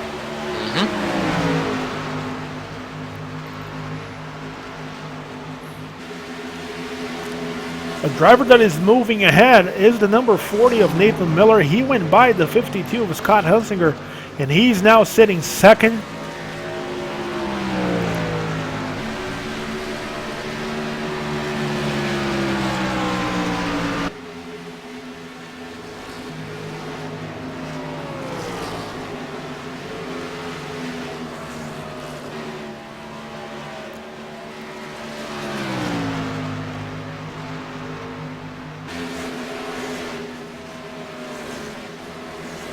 and we're hearing Nicole Johnson pitting from the 6th spot, so she's going to be hitting pit road this time by.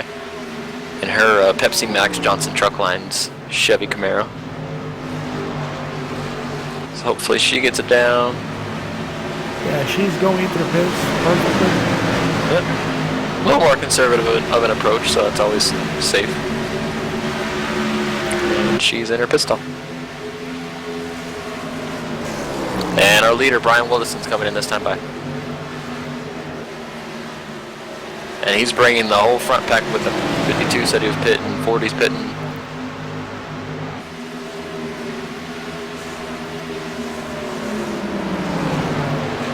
Oh, that's going to be close for the 13 of Brian Wilderson. I don't know if it's the yellow line coming into pit road or if it's that first white line. If it's that first yellow line, I think Brian Wilderson might be busted for speed in there. It's hard to tell which. Oh, and he overshoots his pit stall. Not a pretty entry on the pit road for Brian.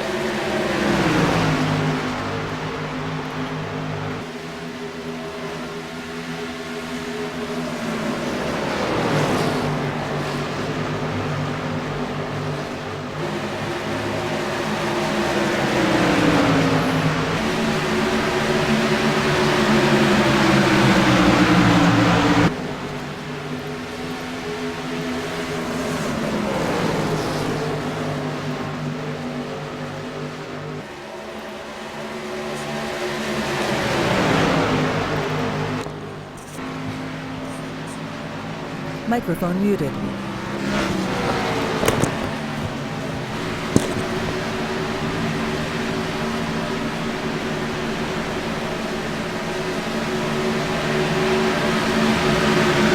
Your lead has now cycled around to Craig Sykes. Oh, okay, that's what it was. Luis will be back in a few moments. He had to go to the restroom real quick.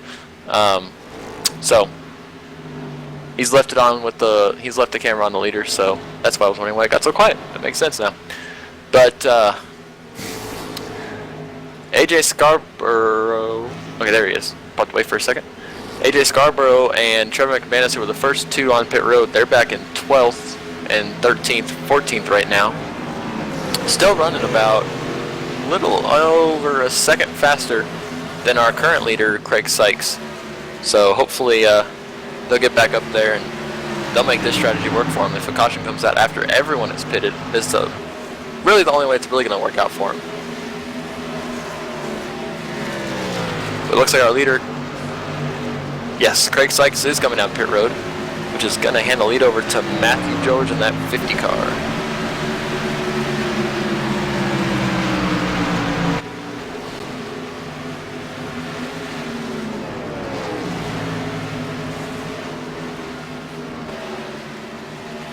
Wonder how many laps will be before we see Matthew George coming down pit road here. We're on lap 101 with 39 laps to go. As 68 of, I believe that's George, no, Rob Haynes. Rob Haynes unlaps himself.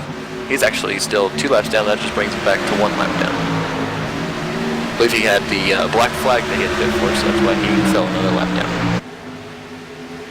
But Matthew George, your leader. Jack Griffey, who we haven't seen up front the whole race, is running in second. Josh Susi in third. Nick Olson in the 53, he's running fourth. Caleb Sheets' 26 car, he's running fifth. Merrick Watchhorn is running sixth. John Cottle in seventh. Jai Haddock eighth. Trevor McManus, who is our most recent pitter that's worked his way back up, he's running ninth. George Munger right behind him at 10th, and AJ Scarborough at 11th.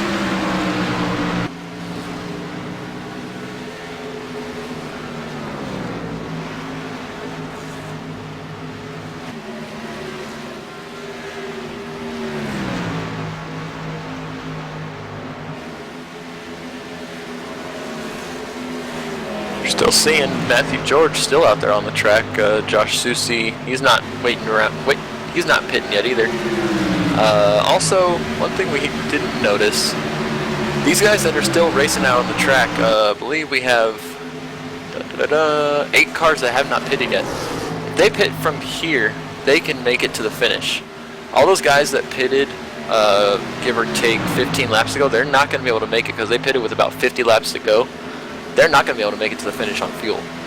So I think these guys who are staying out now, if it goes caution free, if we get a caution, then I mean all bets are off. But if it goes caution free to the finish, I think we're going to see one of these 8 cars up here in victory lane. But Josh Susi is making his way down pit road, so he's going to give up that second spot to Jack Griffey, who he had just finished passing. Matthew George is still out on track. He's running real slow. Wow. 34-second lap to George Munger's 32.56. So you're seeing a big time difference there. And AJ Scarborough had to pit again. He's coming back out on the track.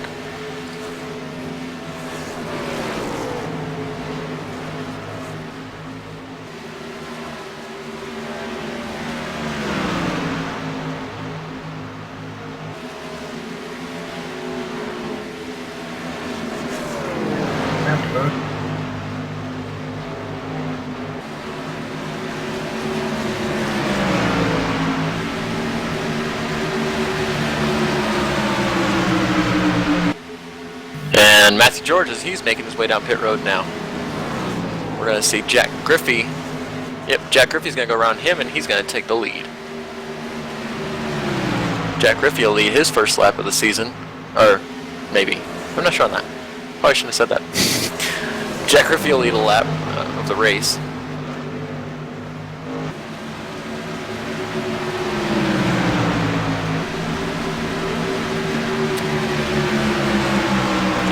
Caleb Sheets just went by him on the outside, and Caleb Sheets takes the lead. Yeah, Caleb Sheets still hasn't pitted, so he is looking to lead a lap now. They're playing a little bit of swap the lead around. But Nick Olson, he's right behind them, so they better not play around for too long, or Nick Olson's going to take over this lead. So is Merrick Watcher, and they're all running together now. Trevor McManus.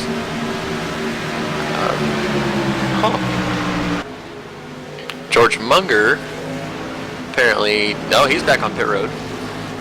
Huh. Maybe realized they weren't going to make it on fuel, and maybe they see this going to the finish, but Trevor McManus and Brian Wilderson, the 2 most recent pitters, they're running up to the field in 6th and 7th.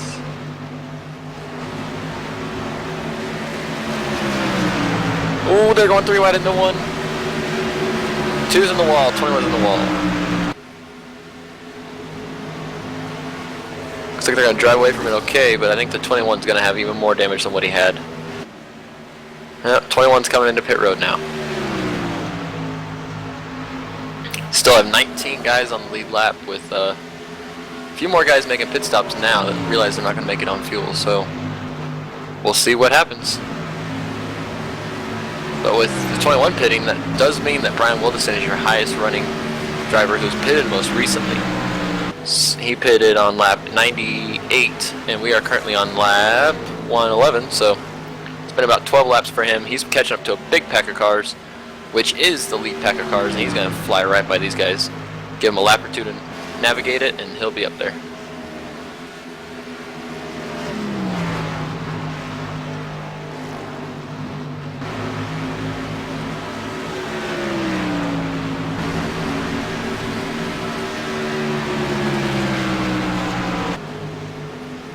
He's going to pass all three of them going into in 1 and 2. He passes all three of those guys like they're standing still. He's up to third, and he's catching the 3, and he's going to run down the 26 before too long. You can see him entering 3. Well, I can. I don't know if you guys are watching. We got 28 laps to go this time by, and he's going to go around the 3 on the high side. He's going to have that outside line into 1, and he's going to fly right on by him. He's going to pass the 26 in the same corner. There he goes. 13 back in the lead. Microphone activated. That 13's on rails. And I apologize for that, guys. I had a technical difficulty here with my microphone. Just been informed that it was not working, and apparently everything was stuck here with the... Well, we're now apparently operational again.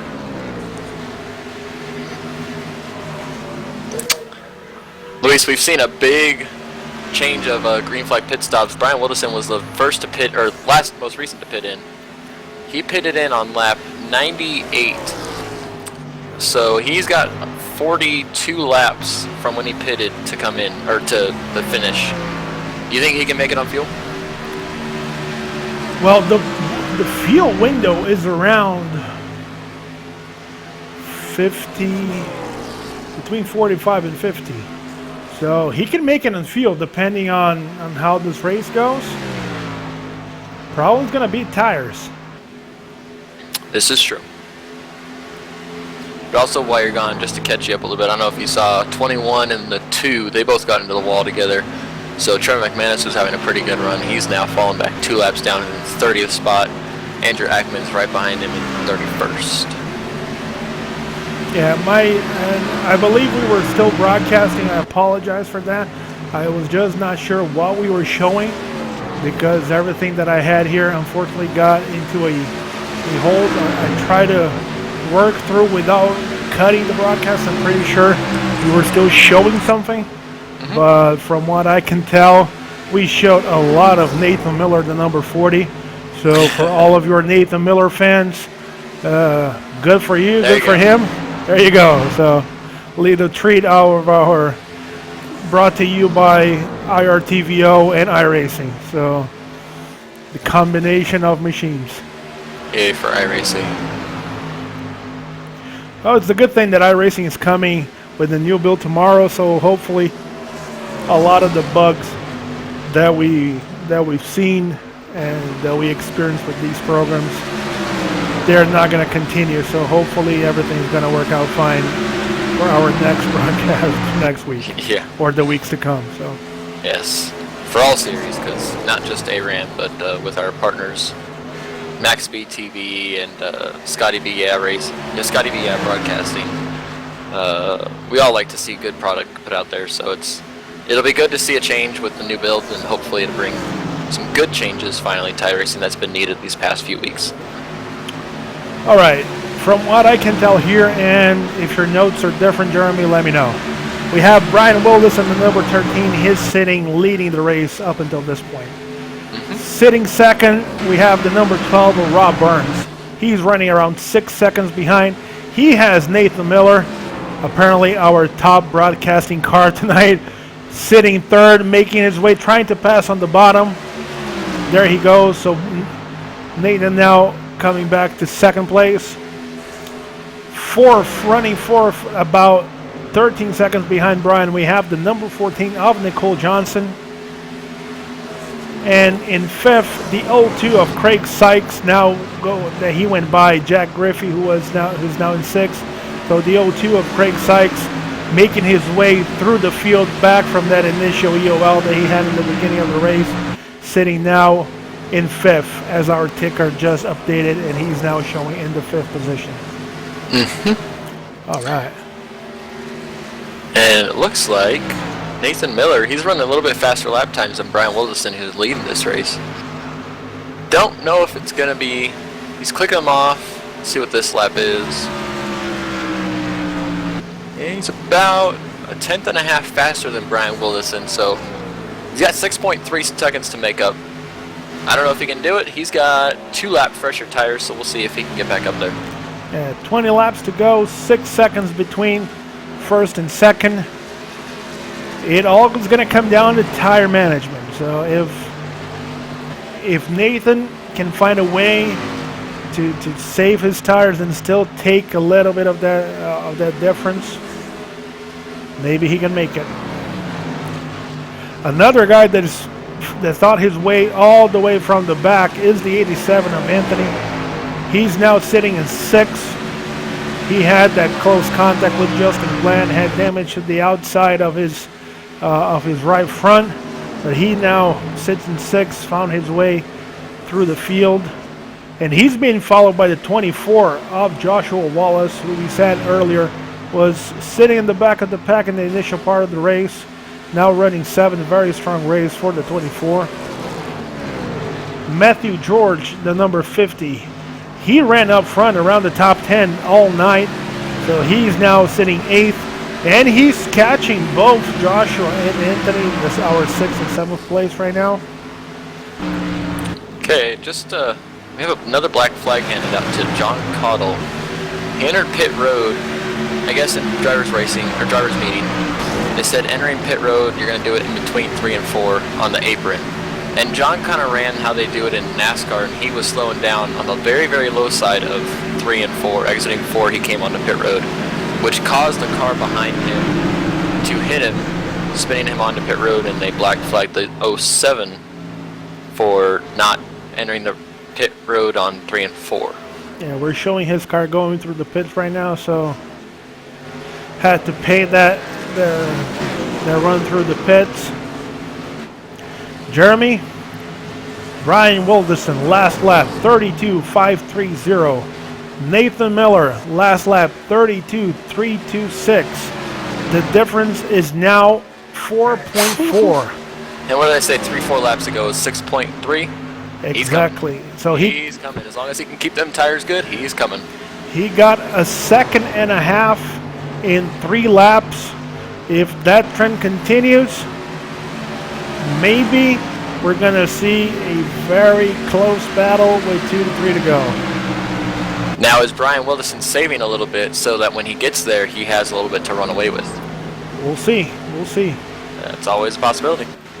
But we got 15 laps to go. It's showtime, boys. Yeah, another driver making his way through the field, running the very similar times to Nathan. It's Craig Sykes in the number 02. He's now in 4th. He passed Nicole Johnson, who's now running 5th. Nicole. Okay, there she is. She disappeared for a second. But yeah, it looks like Craig Sykes is actually running even a 1/10 faster than what Nathan Miller is, but he is almost 12 seconds back, so he's a little bit too far back, I think, to make any kind of impact on the lead. Wow, that time Nathan Miller was 2.5 tenths faster than Brian Wilderson. He's now less than 4 seconds back. Yeah, the difference is now 3.9 and going down. See what he ran this time. 32.726, Brian Wilderson. Okay, yeah, a little bit closer. Not that much. Yeah. Yeah, so apparently the difference in tires are starting to wear off. They're starting to become a little bit even. He's also fighting with the 11 car, Jai Hedrick, who's on the low side of Nathan Miller, so that could be slowing Nathan up a little bit.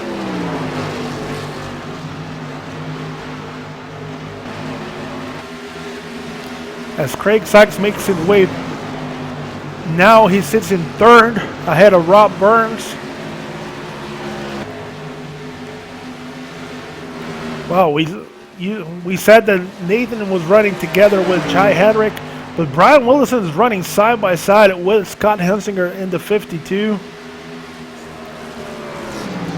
Nathan Miller's getting patched by a bunch of cars now that have fresher tires than him. So yeah, he lost time. The difference is now back to 4.6, 4.2, 4.1. Yeah, he'll need a caution. At this point on, he is going to need a caution. If nothing happens, Brian Willison should run away with this victory if we continue to run green all the way to the end.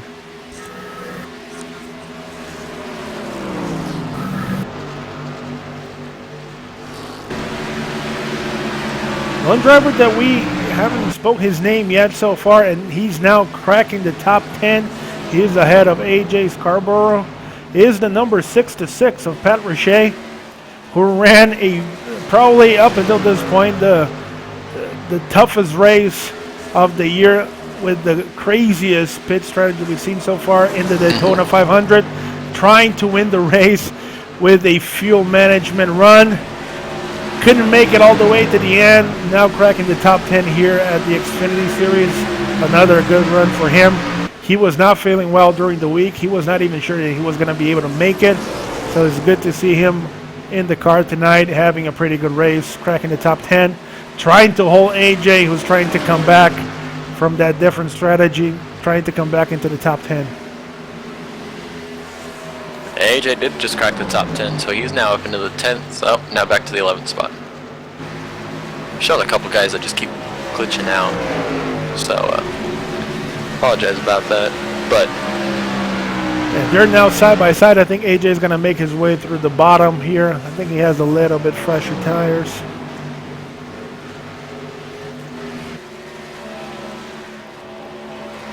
And Nathan Miller, now that he's clear of those guys, he is now running back down. The 13er Brian Willison, that time by, he was 2.5 tenths faster. Does he have enough time? Yeah, 3.5 seconds of distance, dropping a little bit. He can see him. He can smell him. Let's go inside Nathan's camera. Let's see exactly what he's seeing right now. Now under 3 seconds.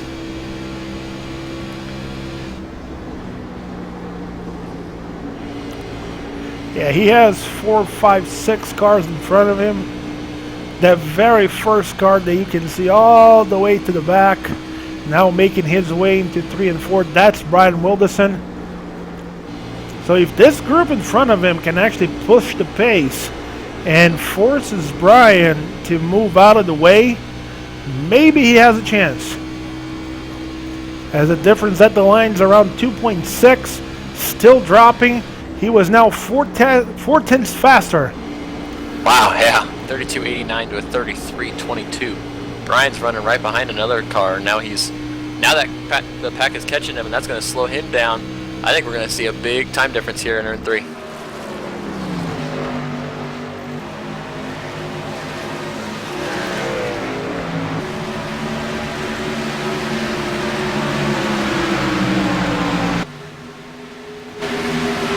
Nathan Miller knows it. He's running his heart out trying to catch him.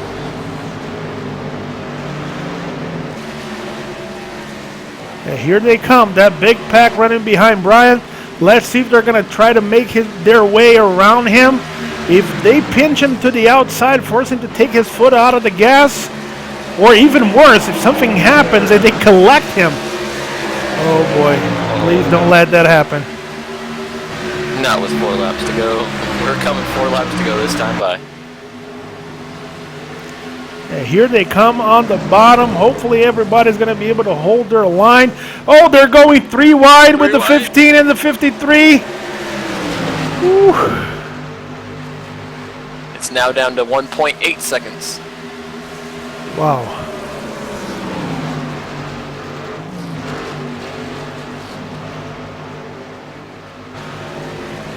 Three laps to go this time by at the line. Brian Wilderson is your leader. Nathan Miller, he's making a hard charge.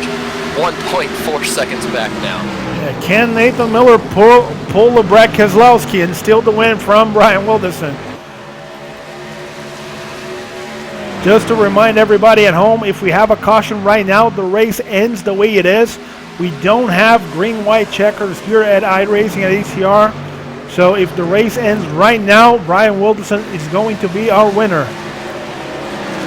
Yeah, it's not an option we have, and iRacing hasn't put him in yet for us, so we can't bring that awesome action to you, but we are. 2 laps to go. The difference is now almost down to 1 second, 1.2. But he's got 2 cars in between him. I don't know if he's got another car trying to pass him right now, so it's going to be close.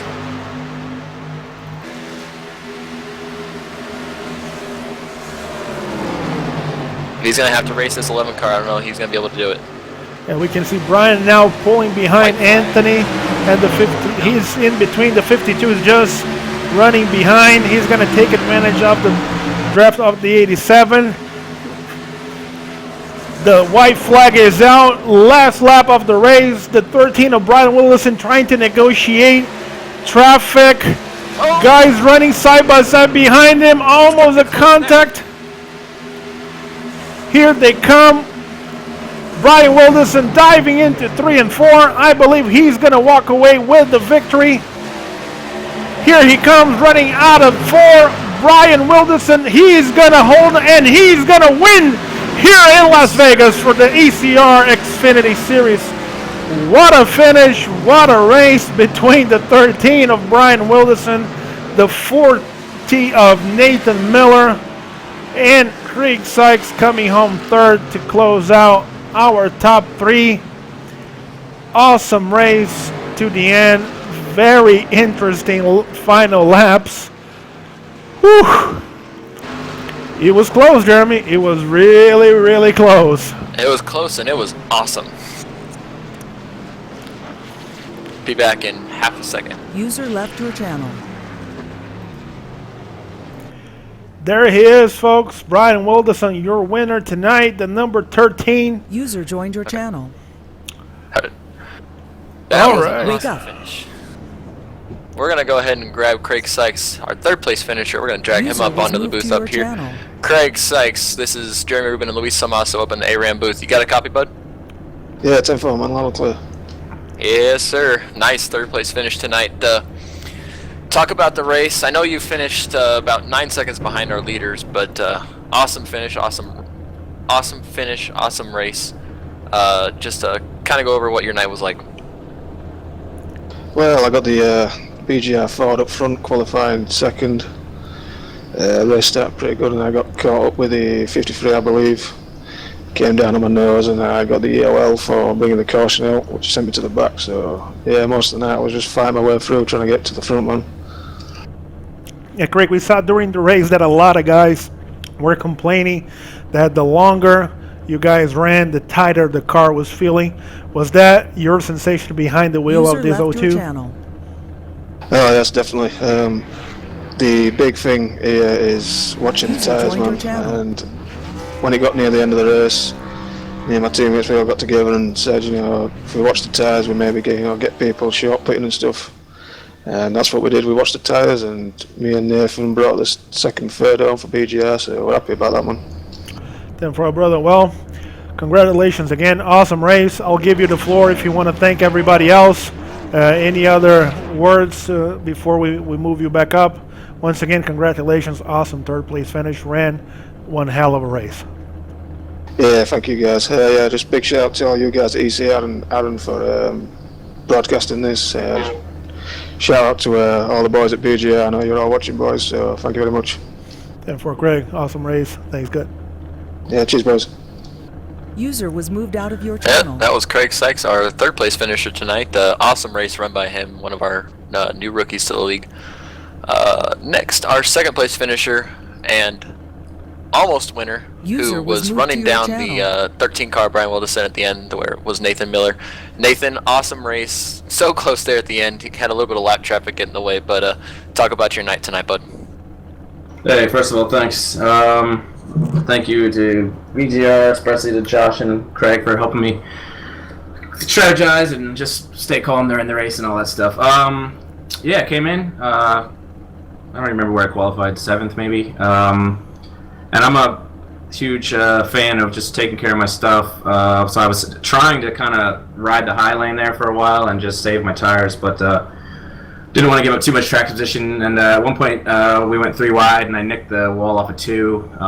It actually hurt the top end speed, not by much. I don't even know if it was that noticeable, but I could tell on restarts especially that I wasn't really able to keep up with the top 5 or 6. But the long runs helped me out a lot because I was decent at saving my tires. So everybody started pitting there. I forget what lap, like 90. It was right around 90. 85. Something. I was it like, was it was. I had to check. I had to check my fuel, and like it was just it really baffled me, to be honest with you, because it's like, man, we can make it in one more stop. So I just kept going. It looked like a few of us thought the same thing, and luckily the caution didn't come out. And yeah, just tried to run them down at the end there, but it was real tough. The lap cars all had fresher tires, and so they've got a race too. So I completely understand it. I just if I were able to have picked my way through there a little better, I think we would have had them.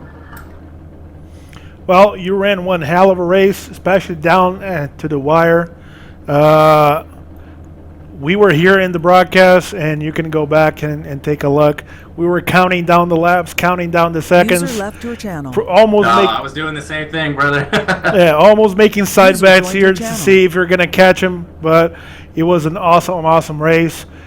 Congratulations. We raced a couple of races during the week, so I knew that you can bring the car all the way to the end in one piece. Awesome race. I'll give you the floor once again if you want to thank anybody else. Shout out any messages. Awesome race for Nathan. I'll say thanks to my sponsors, Racing Warehouse, Maxwell Customs, Carolina Sim, and BJR, of course. And I'll address something from earlier. I got into the back of Justin. I didn't mean to, but he slid up in front of me about 20. He pulled a Matt Kenseth, is what I called it. So, I didn't mean to run right in the back of him, but it's kind of a split-second thing, and stuff happens. So, I hope he's not mad or whatever, but it wasn't intentional. Well, I'm pretty sure he knows that. You ran a clean race, so nothing to worry about there. But, well, congratulations again to number 40, Nathan Miller, our second-place finish, getting very, very close to winning. Pretty sure he's going to be one of those guys to watch out for our next races. Nathan, congratulations again. Have an awesome night, bud. Thanks, fellas. User was moved out of your channel. All right, that was Nathan Miller, our second-place finish. Jeremy, should we bring down the winner? I User do was think we moved to should your bring channel. down our winner tonight, the 13, Brian Wilderson in victory lane once again for ECR. Brian, you had 2 rookies behind you come to the finish. What an awesome race, what an awesome finish. You were able to hold him off there. He was charging hard, but nice job holding him off there. That was crazy, man. I'm soaking wet sweating right now. Yeah, Brian, we were watching here, especially the last 20 laps, and Jeremy and I, we were going back and forth. Well, he pitted before. We're not sure if he's going to have enough tires. What was going through your mind? Because we saw a lot of cars that pitted after with fresher tires, making their way through your guys, and you're still trying to make the right lines, the right decision, run the right way. What was going through your mind? Just guide us through those last 20 laps of the decision-making process. Should I try to get everything that I can? Should I save it? Should I go? Should I give way, run the bottom, run the high line? Just so that everybody at home can understand what goes through the mind of a driver trying to negotiate all those variables. Yeah, I decided to split that last segment right in half. I think it was 80 laps to go when we had our last yellow, so I split that right at 40 laps, and that's when I decided I was going to pit. So I figured get the best out of my lap times with tire wear that way. But man, it was tough fighting with everybody on different strategies, pitting early and pitting later than you, and you get back out on the track and you're faster than a lot of guys, and there's a lot of guys that are a lot faster than you, and you really got to time out letting guys by and trying to get by other guys and not losing as much time as possible. There you go. Well, we'll give you the floor if you want to send out your final notes, your thank yous to everybody else. The floor is yours. Our winner tonight, the number 13 of Brian Wilderson. Yeah, I gotta say, man, I almost lost that when I wasn't paying attention to what was going on behind me there. I was trying to worry about lap cars around me, and before I knew it, Nathan was right on me, man. That last couple laps, he was a tenth and a half or a second and a half back, and then a second back, and I think he pulled it down to about 6 or 8 tenths that last lap. I was getting pretty nervous. I think a few more laps he'd have had me for sure. Yeah, he ended up finishing 0.78 behind you, so less than a second. Pretty close finish. Well, you made it. Got your first win of the year now under your belt. Now everything gets easier after that first one. Pretty sure we're going to see you in victory lane a lot more this year. Congratulations again. Awesome race. The 13 of Brian Wilson. Congratulations, Brian.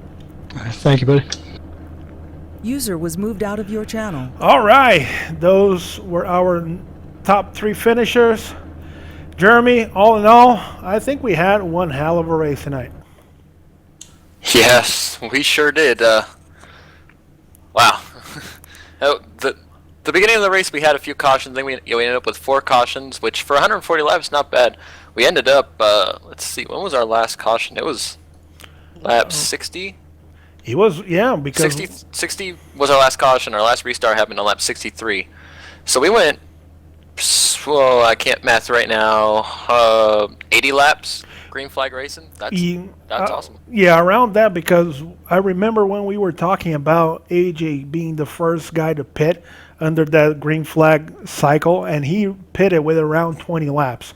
And we were talking about him trying to break it even with another stop, and that was 60 laps to go. So around lap 80 was the last caution, proving that the prediction of our president at the beginning of the broadcast that we could go through a very long green flag run was not wrong at all. They had it in them as long as they could understand what the cars were doing, the situation. The moment everybody got a hold of the situation, they were able to drive that thing all the way to the end. Yeah. Just to go through the final results, unofficial results, because we still need to go back and make sure that we have our race control go through everything and make sure that no one's going to get any penalties or anything like that. Final results up until right now: Brian Wilson coming home with the win. Nathan Miller finishing 0.78 behind, so awesome finish for him, almost getting to Brian towards the end of that green flag run. Craig Sykes, the number 02, finishing 3rd. Matthew George with a very strong race, bringing home that number 50 machine to a 4th place finish. Nicole Johnson coming home 5th, a top 5 for Nicole. We said it during the broadcast, if this thing goes green, she has a shot of making the top 10, finishing in the top 5. Awesome results for her. Josh Saucy, the number 81, in 6th place. 7th place for Joshua Wallace. Rob Burns in 8th. AJ Scarborough 9th.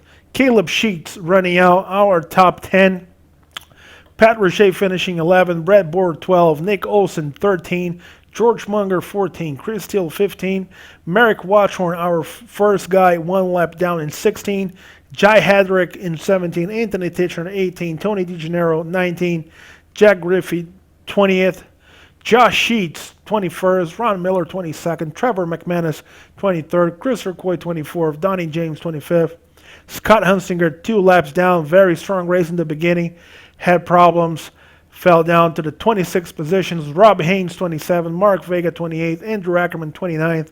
Ken Run 30th. John Cottle 31st. Michael Guidry 32nd. Stephen Massey 23rd. Chuck Harrow, our last week's winner, 34th. Doug Haas 35th. David Kilburn 36th. John Schweiker 37th. Justin Bland 38, Nathan Casillas 39, and Ken Worley rounding out our field tonight in the 40th position. Whew. A lot of cars. Well, we had a lot of cars finish. So we had, I believe, 31 cars actually come across the line but a few cars had a bunch of damage, but 31 cars finishing out of 40. Hey. Sometimes NASCAR races have less than that. Exactly. So pretty strong race for our field tonight. We've been told by our league admins that our point situations, they are already updated. So for a closer look, into our point situation, please visit our league website, ecrleague.com, where you're going to find all the information from our league, every series, every broadcast, every team, pictures, numbers, intel, statistics, the whole 9 yards you can find over there. So please visit ecrleague.com. We are... Go ahead, quick, Jeremy. I'm on the website just for top 5 in points. In 5th place, coming up 5 spots this week, Caleb Sheets. He's up in 5th. Terry Griffey lost 1 spot. He dropped to 4th. Rob Burns picked up 1 from 4th. He's up to 3rd. George Munger was 2nd starting the race. He is still 2nd. And Trevor McManus, our current points leader, with 2 top 5s, 2 top 10s. He's the only one with 2 top 5s in 2 out of 3 races. So he keeps the points lead through another week. Awesome. Well, we're going to be talking about ECR a little bit in general. We are not going to have a race tomorrow for everybody following our Cup schedule, because tomorrow night iRacing is going to be coming out with their new build, their new settings. So ECR made the decision to postpone this week's race and use the first break that NASCAR offers to fill that gap. So we're going to give our drivers a little bit more time to get used to the new package, to the new rules, and make sure that they can bring the next week a very, very competitive and awesome race for everybody else. But we're back Wednesday night with Scotty Bia broadcasting our... No, we're not. We don't have a truck race this week. No, we don't have a truck race until first week of April. I'm sorry, guys. My bad. The trucks are only back in April in Martinsville, the paperclip. So this is going to be our sole broadcast for this week. But Thursday or Friday, depending the day, still depending on the schedule, we're going to have our 4th episode of the ECR Hub. So watch out for that. We're going to bring a lot of what happened not only during this race with a highlight of all the major points, but as well talking a little bit about the real NASCAR races in Las Vegas this week. A lot to talk about that. And after the new build, we're going to talk about the new build, the first impressions that we're going to get. We're probably going to have a couple test races during this week. And I am not sure if do we have a race next week, Jeremy, for the Xfinity Series, or is our first break next week? Give me half of a second. We have the Boy Gaming was won today. We do have a race next week from Phoenix. There you go. And the week after that from March, from Auto Club, and then we have 2 weeks off in a row. We come back at Texas. There you go. So next week, Monday night, again, around 8:40, 8:45, you can watch ECR Xfinity Series live from Phoenix, Arizona, for another very exciting close race between our field. Pretty sure Phoenix, a short track that runs a lot like a mile and a half. Very dangerous, especially with that dog leg being open. You can see guys going through that apron, cutting it off. So it's going to be a very, very good race, I have no doubt. So please, if you enjoyed our races, if you follow our broadcast, don't forget next Monday around 8:45 p.m. Eastern Time, log back here at Iran for you can check out ECR Xfinity Series race. Jeremy, your final thoughts before we say goodnight? Oh, awesome race.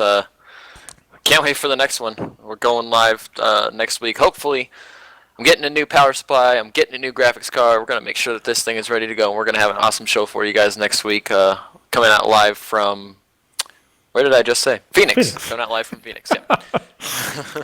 Awesome. Well, I thought this was an awesome race. I want to say thank you again for everybody here at Iran for letting me jump here in the broadcast booth.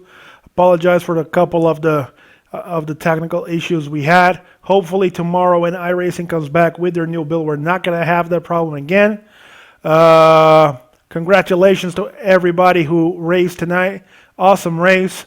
Give a big shout out to everybody here at the ECR League, all the admins, every series. And hope you guys enjoyed the broadcast. If you did, please leave a comment to us. We could not check a lot of our chat tonight, so apologize for that. But we do read all the commentary. Find us on Facebook. Find the league on Facebook, ecrleague.com, ECR League on Facebook as well. Send us your feedback. What can we do to improve our broadcast, our races? We're always looking for information. So the more you want to let us know about what you think is going to help us quite a bit. And if you like what you saw, if you like our races, and you think this is the type of league that you want to race with, look us up, check us out, and give us a shout out. We're always open for new drivers, new teams. So if you want to come race with a very consistent, very aggressive group of guys in a league where you can run side by side, week in, week out, and without having to worry too much about all that nonsense that happens in official rooms, ECR might be a place for you. So check us out, give us a note, and we'll be glad to give you room to come in here and run with our guys.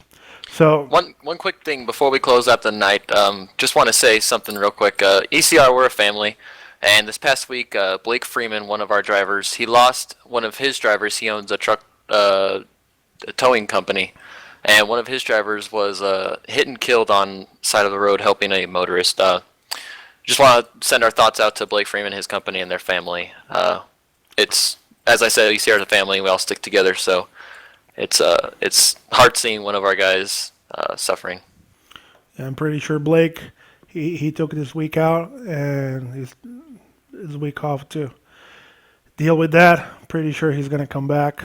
He has his place here. He knows we're here for whatever he needs, and hopefully this is never the situation that we like to see it happen, but sometimes the greater goods, there are bigger plans that we can see, and if this happened right now, pretty sure his friend went to a better place, is going to continue his life in a different path, and everybody else is going to be able to find their own way after this. So our sentiments to not only to Blake, but his friends, family, and everybody involved with that. As Jeremy said, we're a family, not only on the track, but off the track. So if this is the type of environment that you want, look us up. This is not just racing. This is a community, and we stick out for each other. We take care of our own. So we'll be back next week here at Iran. So I want to say once again, thank you. My name is Luis Salmaso. It was a pleasure joining everybody tonight. On behalf of myself and Jeremy Rubin here in the broadcast booth, I say good night to everybody, and we'll see everybody in our next race. Good night, good week, and we'll see each other next time.